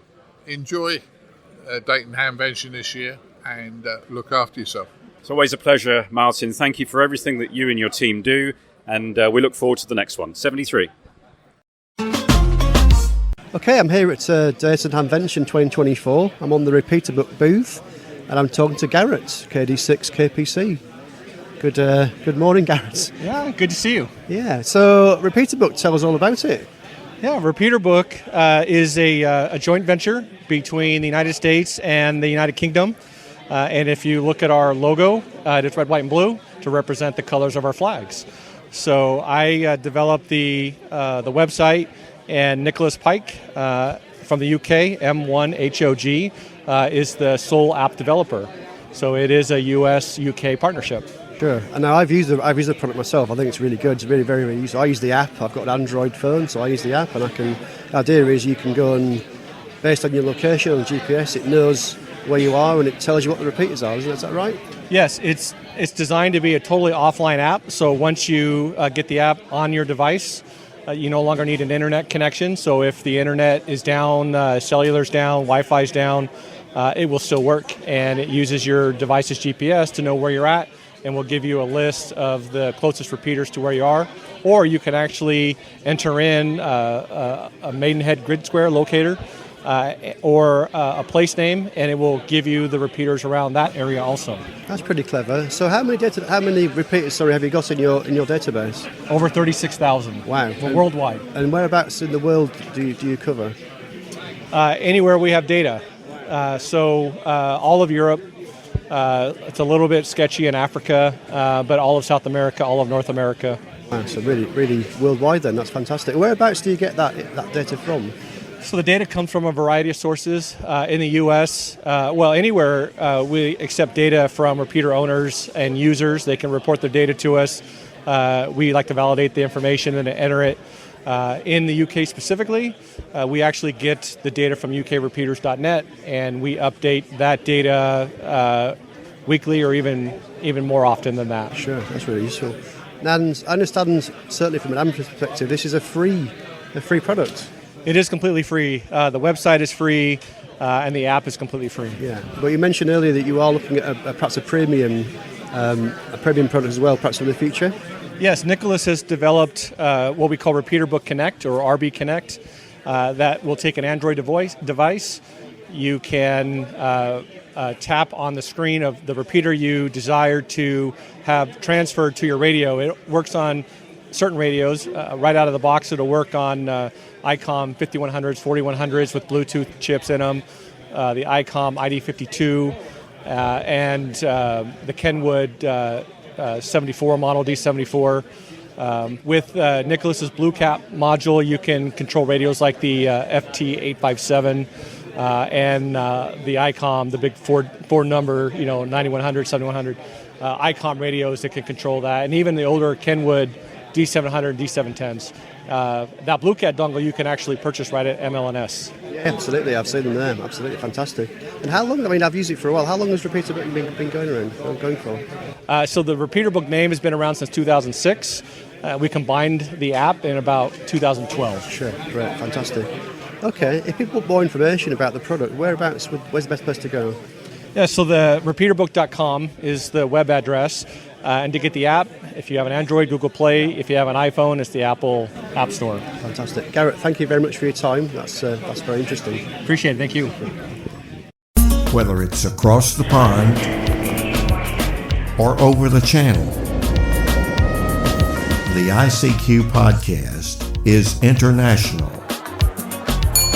Herzlich willkommen in Deutschland. Good evening. 73 de España. By amateurs, for amateurs. Well, second day at the Hamvention over here in Dayton, and I've met up with people, guys that I've known for a long time, from the RSGB. Hang on, this is supposed to be America, not the UK. But I'm with Steve Thomas, M1, ACB, and Steve, you and I are one of the few M1s around, aren't we? Oh, it's a marvellous call sign, the M1. We're doing everything we can to keep it going. Quite right. Yeah. We're special because we're M1s and there ain't many of us around, so that's always a bonus, isn't it? Absolutely, but I come all the way to the States and I still see the ICQ podcast people. There is no getting away from you, so really. I told you we turn up like a bad penny. Oh, it's great to see you. And also, we're with John, the current president of the RSGB, GI4, Bravo Whiskey Mike, and John McCulloch. Great to see you yet again. And good to see you again, Martin. And you note I have an RSL in my call sign, so there's a GI in there. Right. I'm not being controversial or anything like that, but the I will be staying there. I've no doubt on that, and like you are proud of your GI, I'm happy to stay as M1MRB. Yep. I don't see the need to put the E in, but for those who want to, that's a great opportunity for everybody, isn't it? Absolutely, yeah. Each to their own, as they say. But I think you'll find in the regions, most people want to stay with the status quo. At this point, anyway, that's the feedback I'm getting. But it's great to be here in this international environment. Lots of people here from all over, and we're being approached by all sorts of people. So it's good to be here and sort of fly the flag for the UK and for the RSGB in general. Show we're more than just a bookshop, shall we say, and we have lots of other things to offer. Certainly are. Now, John, I'm going to ask you another question. Is this your first time to Dayton Hamvention? I'm guessing it probably won't be. This is my first time. Is it? Yes, it is indeed. Yeah, I've been in the States many times. I've never made it to the Hamvention. So, I guess, like me when I came the last time, it blows your mind away how big it is. Absolutely. We think we have big shows, with the Hamfest and all the rest of it. Really, you can put it into a corner of this place. It's amazing the range of stuff here and the size of the place as well. It is another big showground after all. And as someone said, we're in rather large animal sheds, to put it mildly, but they're excellent for the job, even though it can be quite warm in here. With the air conditioning is the open doors, but it works well. And it's good to be here to see everyone and see what's going on. Yeah. And I noticed, because I've wandered by a few times, and there's lots of people been turning up to chat to you guys. So, Steve, your thoughts on this Hamvention this year? Yeah, well, I love coming to Hamvention. It's either the third or fourth time, I think. I can't remember. But I'm just to my left now is our bookstore. So everybody thinks that we bring the books. People know us for bringing our books, and they do sell very well here. We run out of some of the lines, so it's great for us. However, it's important, I think, for people to realise that we bring the books to attract people to the stand. They help cover our costs for coming, right? But we attract people to the stand. The important thing for us is if people join, right? And 10% of our membership are overseas, not all from the US, of course, but there's lots of people come to Dayton, so it's very important for us to be here, to be seen, to talk to people. We get a feeling of what radio amateurs are interested in these days because they're talking to us about it. We get to meet everybody. They get to see us. We do sign up people as members. That's very successful for us. Yesterday morning, it was incredibly busy. Yesterday, I know you were here yesterday, and it rained, didn't it, yesterday morning? So what people normally do when they come here is they go straight to the flea market outside to see what the bargains are. But yesterday, of course, it was pouring with rain, so less of that. They all came in here. Thankfully, a lot of them were joining the RSGB. So that's really useful. But we meet people here who can be our future authors. Maybe they don't know about the RSGB at all, and they find out a bit about us. John and I were talking earlier, and a lot of the US amateurs are very keen to come to the UK, and if they're going to come, they want to come to the RSGB National Radio Centre at Bletchley Park. We spend a lot of time talking about that. We hear fantastic feedback about Radcom. That's another really good reason to come here, connect with our international members, but we get very positive comments about that. A lot of people, and I'm the same, I belong to the ARRL as well, so I get QST, and a lot of US amateurs join us as well, so they get Radcom, so they see both. They love coming here, meeting us, talking to the people who run the society, and it is just such a good environment. But to engage with those people is hugely important for us. And I haven't even talked about the international liaison with the ARRL and IARU and all the other national societies. We'll do that in a minute, but I'll take a breath. Yeah. Well, I agree with you. Yes, yesterday morning was absolutely manic. I wandered around and had a giggle with you guys, and I tried not to hold you too long because it was busy. Yesterday afternoon, and I'm not giving any secrets away, I spent some time with you guys and John, and we called Rick over, who's the president of the ARRL, and we had a chat. Now, I'm not going to take it any further than that, but there was a chat, and it does seem that the societies and the important people in the hobby are all communicating and trying to develop the hobby in the right way. Would you not say, John? I would say you're entirely correct, Martin, and it's obvious that we all have the same problems or similar problems. We all know about the demographics and all the rest of it, and we're trying to get young people in. That's a big key thing that we're working on. The ARRL are doing exactly the same. They're trying to get people in at the bottom end. We're looking at our exam systems, both of us, and we're looking to see how we can improve the quality of our questions, and all sorts of work being done on that at the moment. So looking forward to greater things in that as well. And of course we've had all the meetings that Steve actually spoke about there. It's amazing the number of people who've actually met and want to talk to us later or have already spoken to us. And the number of people who actually have come to me and said, oh, we would like to visit your NRC. And I've said, yeah, certainly. And we can arrange that. And of course, if you're a member of the RSGB, you get free entry to Bletchley Park, which is a great selling point as well. But it shows that we have such a wide range of things going on. It's not just books, though. The books are, as Steve said, a very great attraction to get people to the stand and see what's going on. Yeah. Well, I got to honestly admit, I've bought some books, Steve. I've done the right thing. But no, because I wanted to. And there was an ARRL book that you haven't got on your stand.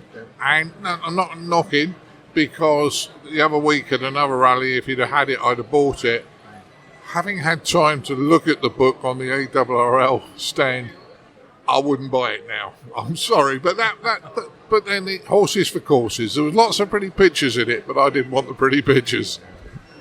And we feel that we're fighting on more than one front, right? Because we do produce books. About 200 titles or so is about what's on our bookshop, and we bring a selection here. But you can imagine it's quite expensive to actually ship those books over here. So we have to pick and choose the right titles and all of that sort of. There's a lot of work that goes into us being here and being able to sell those books. But remember, it is just an enabler. It's part of the marketing for the society, if you will. So people go away with the book because they can see it, they can hold it. Our RSGB handbook is there, hardcover version. That is colossally expensive to ship over to the States if people bought one. But we bring some with us, so we extend the market that way. But it is all about the talking to the people. It really is. I can't emphasise that enough. And talking to the ARRL, as we were just a few minutes ago, we were agreeing there that the really important thing is that the national societies are not just seen as somebody who produces a magazine or somebody who produces the books. There is so many other things that we do in representing amateur radio, looking for ways to grow it. Yes, of course, we do that by trying to attract people to be members. So we're always looking for different ways to do that. But we have the ARRL and us, we have very important roles in working with the FCC for the ARRL and Ofcom for the RSGB. And of course the licensing changes recently have been a really good example of that. We were probably working with Ofcom probably for the last 3 years, not overtly, but in trying to move some of the licensing changes on. There were some that they dropped in that we didn't know were coming. RSLs might be one of those that John mentioned earlier. But generally, the headlines have been the power changes. But actually, I think one of the most important things was the supervised operation, right? Because that gives an outreach opportunity. It's a golden opportunity for everybody. And anybody that's an amateur or club people or anything like that running a special event station, they can now let somebody sit down in front of the radio and try it. And we do that very definitely at the National Radio Centre. We did that the day after the licence changed. Martin, that runs the National Radio Centre for us, he changed the guidance to the volunteers on day one that said, right, bring people in, you can sit them in front of the radio, you've got to supervise them, but they can actually tune the radio, they can make a feel for it. And the future is outreach. The future is telling people about the breadth of amateur radio. You and I have spoken many times on this subject, so I'm going to be boring for a second, but the people that take their first licence, buy a handheld, speak on the repeater, get bored and leave amateur radio, that's somebody that's lost, because there is so many other things that they can do. Attracting them in is one thing, so that's the outreach part, but we've then got to work on how we keep them interested, right? That's a challenge as well. That's a really big challenge. And looking at the ARRL stand, of course it's in their country, they can bring way more people than we can, but a lot of their things, I'm looking at youth in front of me, I'm looking at all of the other stands they've got there is about outreach and about keeping people interested. That's what we've got to concentrate on, I think. And amateur radio changes all the time. We talked about that this morning as well. We've got to keep up to date with that. I mean, when I say we, I don't just mean the RSGB, I mean all radio amateurs need to keep up with that and spread the word, show how exciting it can be and the hundreds of different things. And if you walk around Dayton here, you see the new start-up companies that are producing equipment, or you see some of the established ones that are launching new equipment. There's a lot of people looking at the QRP things that they can build themselves. There's kits. So I was just around the corner with Hans Summers from QRP Labs. He's got some new stuff. You can't get to his stand because of the people trying to see it. And that's about people building stuff. There's so many things that they can do. Yeah. I agree with you, Steve. And in fairness, I think the biggest thing for me in the new licensing, and I could have done this a different way. I've got a lady student at the moment that's studying for a foundation license. And in fairness, she's a lovely lady, but she overthinks everything. And the other week, she was out with us as a group, and I actually got her operating. And I know I could have done that because she's on a course, but we sat down and I said to her, come on, we're out, we can't do a sit-down training really. And I chose 4 meters. Now I know the States doesn't have 4 meters, but invariably in the UK, if you have a contact on 4 meters, if you have a contact less than 20 minutes, you have failed miserably. And the 2 guys that worked her were extremely helpful, nice, helped her and really were complimentary at it. And she came away with a smile ear to ear. And I said to her, that is the fun part of amateur radio. You're learning the technical side and great, but that's just one part of the fun. So I think that allowing other people to work is the ideal. I've got a story to add to that one then. So a couple of weeks ago, I was on the Isle of Mull up in Scotland with the Cam Hams who I go away with, and we went to Scotland for a week. We're operating GS3PYE. But a few of us took a trip over to the Isle of Ulva, which is a very short ferry ride across. And really the only thing on that island, they've got a restaurant. that serves great food. Well, we took some portable radio stuff with us because we were on a different island, as you do. While we were having lunch, the chef of the restaurant came out and said, "What are you doing?" So we sat him down in front of the radio, and he operated his very first contact. I've got some video of that. He was there in his chef's outfit, and he was on the radio, and he was very happy for us to video it and everything like that. Couldn't have done that as easily before, because he wouldn't have been on the training course and all those problems. But it was just an opportunity, and he absolutely loved it. Yeah. Now I'm going to talk to John in a second, but that's a really good one. Now, John, I was lucky enough to speak to one of the other directors of the RSGB about a week ago, Ben Lloyd, and he told me that you were out operating SOTA. So just because you're the president doesn't mean to say you're not a ham. And people sometimes say to me, "Hey, it's you talking to me on the radio." And I go, "Well, why wouldn't I? I'm a ham." So I know you're an active ham. I had a great time with Ben. We actually went up a local mountain near Belfast. Ben came over to Northern Ireland to do some various summits, and one of them we chose wasn't too far from home. So we went up it's only a small hill, 1,500 feet, which was probably enough. So we climbed up there, and I operated using GB4RS, which is my special president's call sign.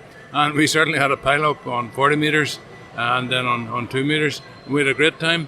And Ben is really flying the flag for youth engagement, and using SOTA to bring people into the hobby and all those sort of things. It's really good to see the number of people. And I am active.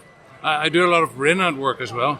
A RAINAD controller in Northern Ireland, so we're had a lot of activity over the past week with a famous Northwest 200 motorcycle race. So I was net controller there. There's about 100,000 people there, so you can imagine there's quite a bit of work to do. And seeing that the fastest speed recorded was 209.8 miles per hour on 2 wheels, we were busy. Luckily, no serious injuries. Yeah. Well, but that's nice, because I've now given our listeners a bit of colour to our discussion, and the three of us around this table, we all operate. We're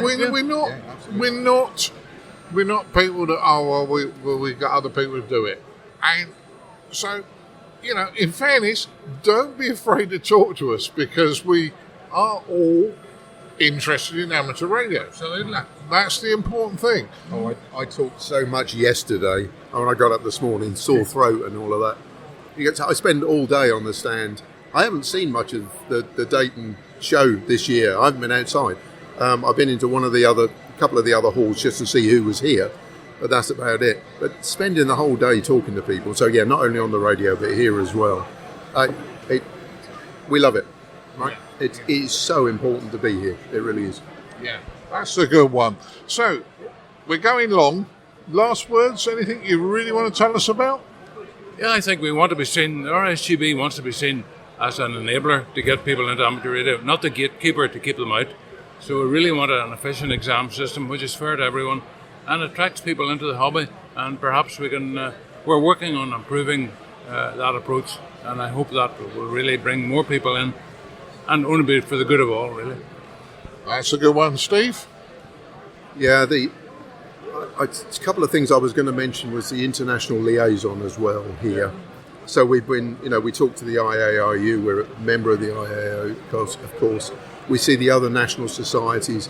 We keep up with what's going on in those countries, but they look at us as well, right? So there are things that we do that people come to us for. Exams has always been one of those, especially during COVID when we went for remote exams. A lot of the other national societies looked at us. Some of them are caught up now. We always have to keep looking at that. But just keeping up with what goes on is really, really important to us. And last message, because that's what you asked me, is although we hear the comments, we are not just a bookshop, right? It's the spectrum defence things that we do. And we were talking yesterday to Riley Hollingsworth, who used to work for the FCC, works with the ARRL now. He actually came over here. We had a bit of a chat. John had a chat with him, and he joined the RSGB as well. So we won on every front at that point. But those relationships are really important, because we know that ARRL have the same problems with spectrum and interference and things like that as we do. We've done some great work with them with EMF when that came in. So our committees that were working on EMC were working with the ARRL folks as well. And that sort of cooperation helps all radio amateurs, it really does. But we are not just a bookshop. Spectrum is hugely important to us. Growth of amateur radio is hugely important. We do that through membership and everything else that we do. There is a huge range of things that we look after. Yeah, and that really does. You guys are doing a great job. Now, I look over my shoulder, and unfortunately, Colin is behind me, so I can't commit to something I shouldn't. And that's a standing joke between the three of us. Sorry, guys, I'll explain that one another day. But where's your unsupervised badge? That's what I want to see. Well, I took the unsupervised badge off because I thought if I had put it on again today, you'd think I was wearing the same shirt. But listen, thank you, Steve, and thank you, John. Oh, thank you. It's good to see you over here. We'll see you at the National Ham Fest as well.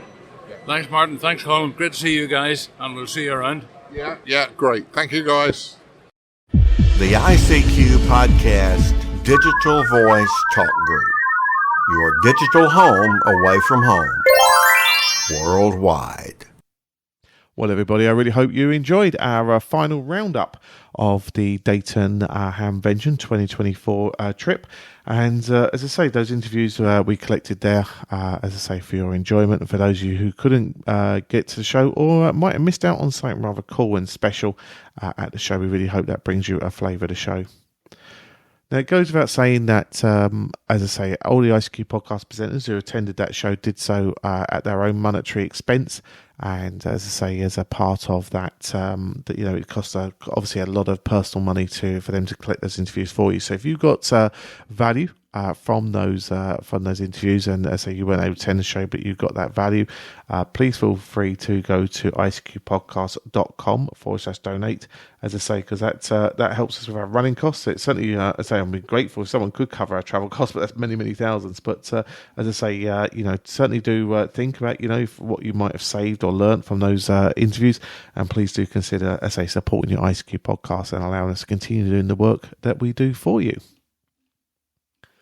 Now, we love getting your feedback from our features and news stories that we cover in our episodes. And we start off here with feedback from Winston, KD2 Whiskey Lima Lima.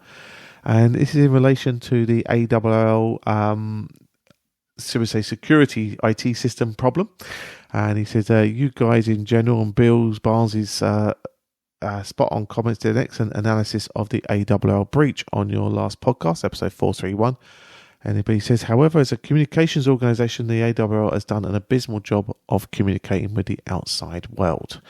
So appreciate the feedback, Winston. I think this is a big challenge for all organisations, no matter what industry they're in, etc., because there is an inherent problem, and this is someone that works in IT and cybersecurity on a daily basis, that most companies, business, etc., really have the attitude of, well, it won't happen to me. Why would they attack me? Why would they do that, etc.? And because that, they don't put in the preventive measures to repel such attack. But when it happens, I think there's this indignation of, well, how dare they do this to me? And they don't actually think about the wider problem. And this isn't necessarily an ARRL issue. I think this is a massive issue in every organisation, that they're not realising the threat of this. And we might have worked out how to deal with theft and shoplifting and things like those lines by putting in security measures for that. But this cybersecurity stuff really is in its infancy still for a lot of organisations on how they respond. And hopefully the organisations like ARRL, etc., will learn from their instances and hopefully come back more robust in the future, Ed. Yeah, you're right. The problem is probably people are not prepared enough, and this is not just the ARRL. Secondly, when it happens, and I agree, Winston, we probably wanted more information, and a long time since I spoke to Winston, usually on the talk group, but I think the thing is when it happens, your head's so far down trying to fix the problem that maybe you don't give enough information out. because you're desperately trying to bring things back online. You're desperately trying to fix things. So I hear where you're coming from. Communications obviously was a problem. I mean, I mentioned earlier in the podcast, whenever I see Bob Inabitson, who's the marketing manager for the ARRL, he always gives me time, whether I'm wearing an orange shirt or not, whether I have a microphone or not. And he wasn't rude, but I could see the total stress that he was under at the ARRL, at Hamvention. So, understandable, Winston, I think. Back to you, Colin. Yeah, and I think the other thing as well is probably one of the reasons why a lot of organisations don't communicate particularly well when this happens, is because they're worried about the legal implications of it. In terms of, I know in Europe we've got GDPR, and I do apologise, Winston, there is a new legislation in California which goes into this, and I think the problem is that your legal obligations and your potential windows of fines, etc. I think if you're probably too public on it too quickly, or you're too open about what happened, that you could open yourself up maybe for a bigger regulatory fine. So that's maybe a reason why that some of these organisations don't shout too early, even though they probably have a legal obligation to do so. I know the GDPR it's 3 days for you to report the incident, but you're so busy containing it and making sure you don't give away too much to the potential regulatory body that fine you, that you sometimes you pop up all the secrecy, so you don't get that big fine. And the other big is that, as far as I'm aware, no fine that's ever been issued against an organisation ever goes back to the end users whose data is affected. So in some respects, the organisation gets a double-edged impact of having to fix the problem, which they should have done obviously originally, but they get a regulatory fine as well. But the people whose data may or may not have been exposed in the incident, they don't get any recourse at all on it from there. So it's a tricky path. But as you say, communication is always important, and as I say, it's also as well. Sometimes maybe there might have been goodwill in the community to help them out in terms of saying, "Hey, look, I've got some skills. Let me come along and give you a hand." That might not have been as forthcoming because people didn't realise what they needed. But as I say, I think it's all part of a bigger problem on this regulatory stuff. That, as I say, it does get a bit complicated, to put it mildly. So, certainly an incident, and as I say, one from there. Right, move on to the next one here, and this comes in from Barry, VE4 Mike Alpha, and he says, in the past you've had a story about 47 gigahertz Earth QSOs. Moon conditions have improved and are facilitating more QSOs, and he tells us that on the 10th of May he completed a 47 gigahertz Earth QSO with Delta Lima 7 Yankee Charlie, and this is his third such contact since 2005, or his last one being in 2005.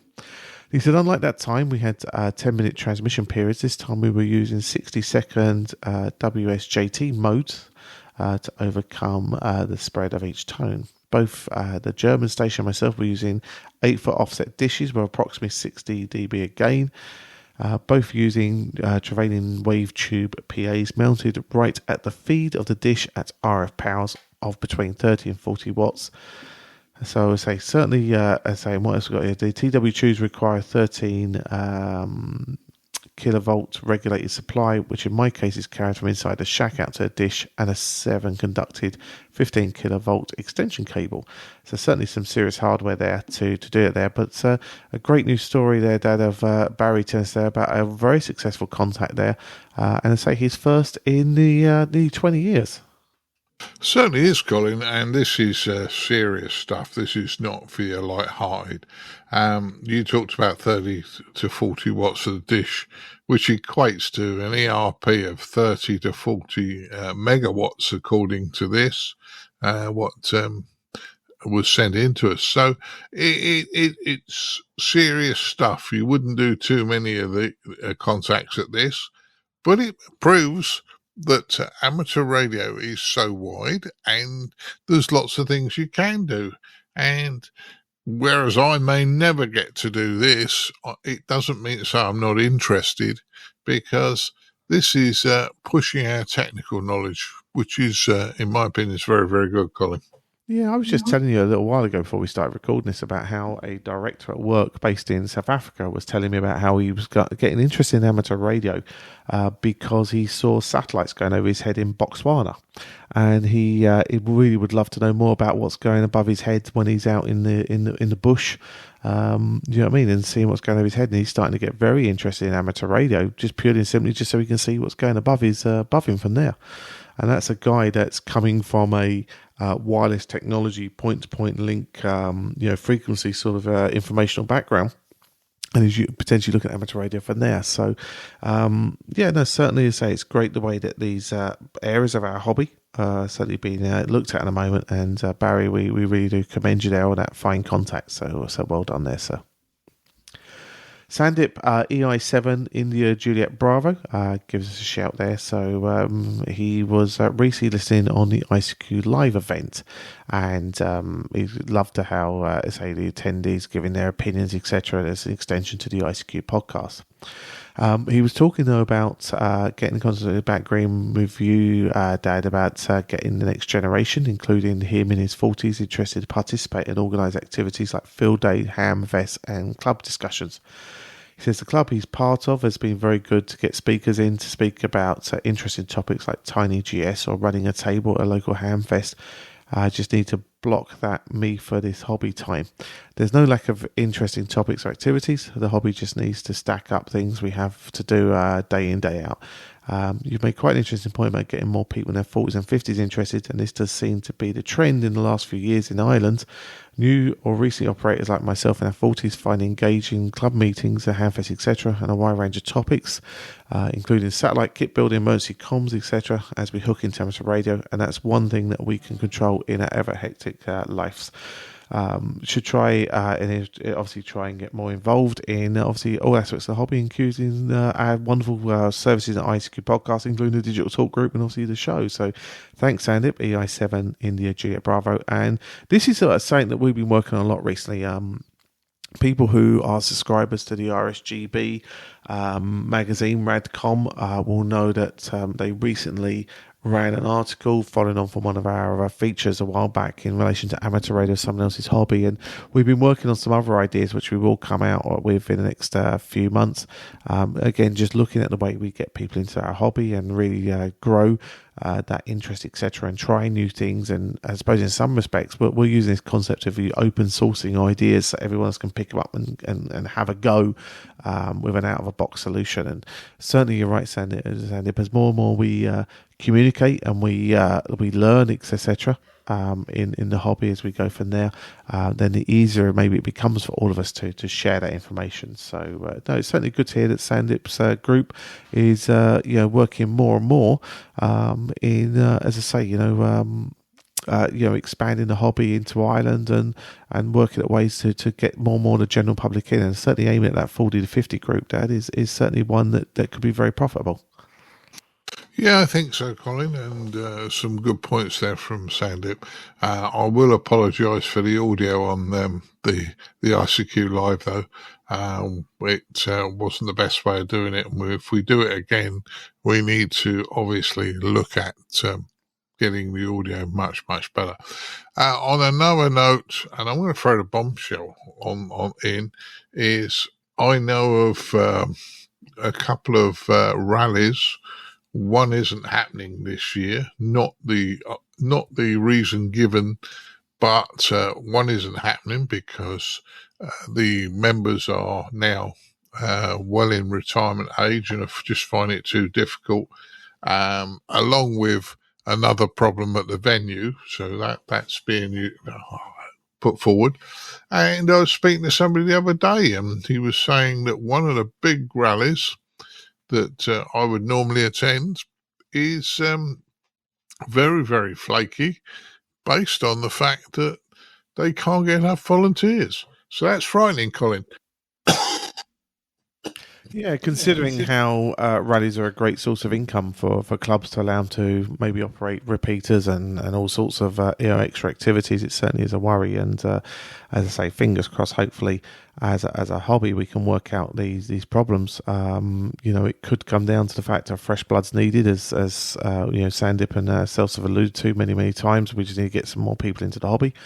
Or it could just be a case of maybe working out ways of, the hub idea of people getting together, a bigger pool of people to keep these things going. So, we need to work out a cunning plan, as they say. We need a cunning plan.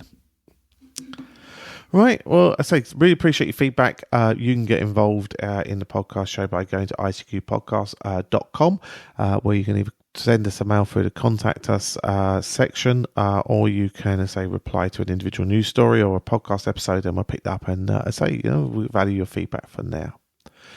While you're at ICQpodcast.com, do what Simon Ellis, Golf Mike 4 Golf Zulu Whisker, and our monthly annual subscription donors did, and visit our donation page where you can send value back to us in terms of monetary value to what you receive from your ICQ podcast. That money goes towards our running costs, keeping us on the air, and allows us to continue to come up with new ideas. And as I say, allows us to grow the services we offer to yourself, pays for the digital talk group, and as I say, allows us to continue to do the work for you. So we really would appreciate you, as I say, going to that webpage and as I say, forwarding value to us as you certainly see fit. And that'd be great if you could do that for us. We'd like to thank Dan, KB6 November Uniform, Caryn, KD2 Golf Uniform Tango, Edmund, Mike 0 Mike November Golf, and Edmund DD5 Lima Papa for taking part in the News Roundtable. Really appreciate your time and your thoughts and your views. So really do appreciate that from there. Right, well, I think that just about wraps up episode 432 of the ICQ Amateur Radio Podcast. And the only last thing to do, obviously, is the very important job of finding Mrs. B a cup of tea and a nice treat now, because you're back on duty, back from Dayton. And as I say, you're going to need to step up and look after her. Yeah, certainly will, Colin. Well, I'm going to make your mum a cup of tea in a minute. Unfortunately, when we were away, she had a nice cold drink because it was warm. But this is June in the UK, and it ain't that warm. So a cup of tea, I think, is definitely in order, and a treat. So possibly a chocolate bicky. Hi. Okay, I'll go off and do that, Colin. I'll say 73s, and we'll catch up with you all soon. Certainly will. 73s all. See you in a full nice time.